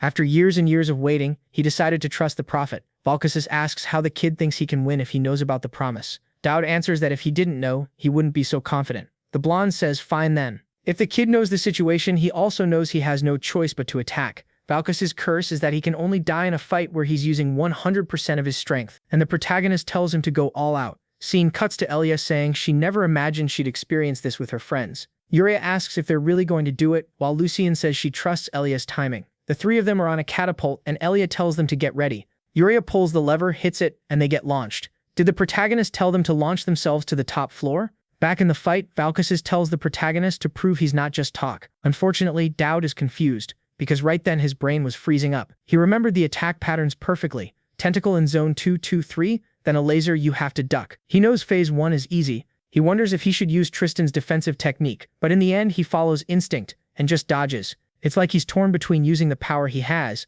and trusting his gamer strategy. And Valkusus is saying it's funny. The kid said he came to fight, but he's just running. It's disappointing. The protagonist hides, not caring about being humiliated. He's here to survive. He's going to use every veteran trick he can. He's just an F-rank kid. There's no way to solve this head on. Then he sees something flying through the air. It's the Terror of Flesh, or really just its head. And he remembers that in the game when that happens, the monster's head explodes. Down below, Elnor is cutting through everything. Valkusus is attacking, and the blast goes off up top. Elnor keeps farming aura down there while the protagonist comes out of the explosion alive but wrecked. Valkusus tells the kid to show his will to fight, but then the monster is already face to face, saying the moment it shows that form, it's unstoppable. He didn't expect much from the kid, but he'll remember his courage. The finishing blow is coming straight at his face, but the protagonist gets shoved back by a sword with a chain. How did you get here, acrobat? Lucian's even got little angel wings. What is this, you show off? Yuria celebrates that the protagonist is okay, and Elia arrives saying he held out long enough. The protagonist is happy they came, even though the agreed date was tomorrow. Yuria shows that thanks to the crown they made with that angel material, her curse is under control. And not only that, now she starts transforming. She looks like a full-on knight. Valkusus says he understands the kid's plan now. They can finally begin. And Dowd sees the situation he needed is perfect. He starts running, saying if they do exactly what he says, they'll win. Nobody leaves their position. One mistake and it's over for everyone. So listen carefully. Lucian gets emotional, saying it's the first time the sisters will fight side by side. And wow, that armor really makes you look taller. The protagonist starts calling it out. A laser is coming from the side. Lucian needs to prep prayer 37 so Elia can push forward. The girls obey. Valkusus charges another attack and fires. Lucian says the kid gives way too many orders for someone who doesn't do much. The laser slams straight into her barrier. Yuria ducks and the protagonist warns that a tentacle attack is coming. Yuria has to duck first and then reflect. She charges, gets the block, holds it. He tells her to fall back and Elia to advance. He keeps barking commands. Now Lucian buff Elia so her strike hits harder. A laser is going to come right at your face, but don't be scared. Just keep going straight and it'll miss. And it works. Elia runs through the huge blast and slices it in half. The boss is completely confused, saying something's wrong. Why do they know every one of his attacks? How is it possible for someone to conduct a fight like this? The protagonist tells Yuria to keep the pressure. Elia starts conjuring an explosion of fire and throws a massive flame burst. As it hits, Valkisses says the kid really wasn't just talk, but it still won't be enough to kill him. The circle above the tower keeps expanding, shooting rays everywhere, while my girl Atalante is still trying to rebuild that barrier. Girl, you've been on that for 6 chapters. Back to the fight. Lucian keeps raising barriers, Yuria keeps pushing, and the protagonist keeps counting every pattern, until the boss says they're getting way too predictable. But when he goes to hit them, the protagonist calls it. She rolls and counterattacks. Elia swings and lands a clean hit right in the middle of his forehead. That same chain reaches back to Lucian, and she says this time Valkisses is going to regret it. She activates a trial of faith and a burst of light explodes at the top of the tower. It worked. Valkisses turns back into a little boy with the thing stabbed into his chest. He's screaming, purple and gold energy blasting everywhere, while Lucian asks how he's even surviving this. The blonde is furious, saying he can't die like this, he has to protect his kingdom. Golden energy starts gathering above him, and Elia realizes this is the only chance they're going to get. They've done enough damage to the heart, now they just have to cut off the head. The protagonist, though, tells her to wait. Damn, he tells her she's already done enough, that all of them need to get down there, and that he'll handle the rest. She says he's lost it. Can he see the guy is still standing? He answers that the situation is perfect, but now they have to go down, or everyone's going to be destroyed. He thanks them for what they did, but says this is his part of the plan now. Yuria sees her brother there, hesitates for a second, and then tells Saint Yuri that she was going to help the protagonist so he wouldn't die. But then she sees her brother and asks what this letting Dao die thing is supposed to mean. The protagonist says she's not getting it, and he promises he'll come back with the win. His plan was never to die here. Elia is frozen, totally freaking out, and Lucian goes, "Come on, sweetheart, this is taking way too long." Then she grabs her hand and jumps with her little sister. The protagonist, watching Valkisses fall apart, says the condition to lift this guy's curse is to win a fair duel. And in this situation, the only person who represents justice is him, Dowd Campbell, with all his rank F stats.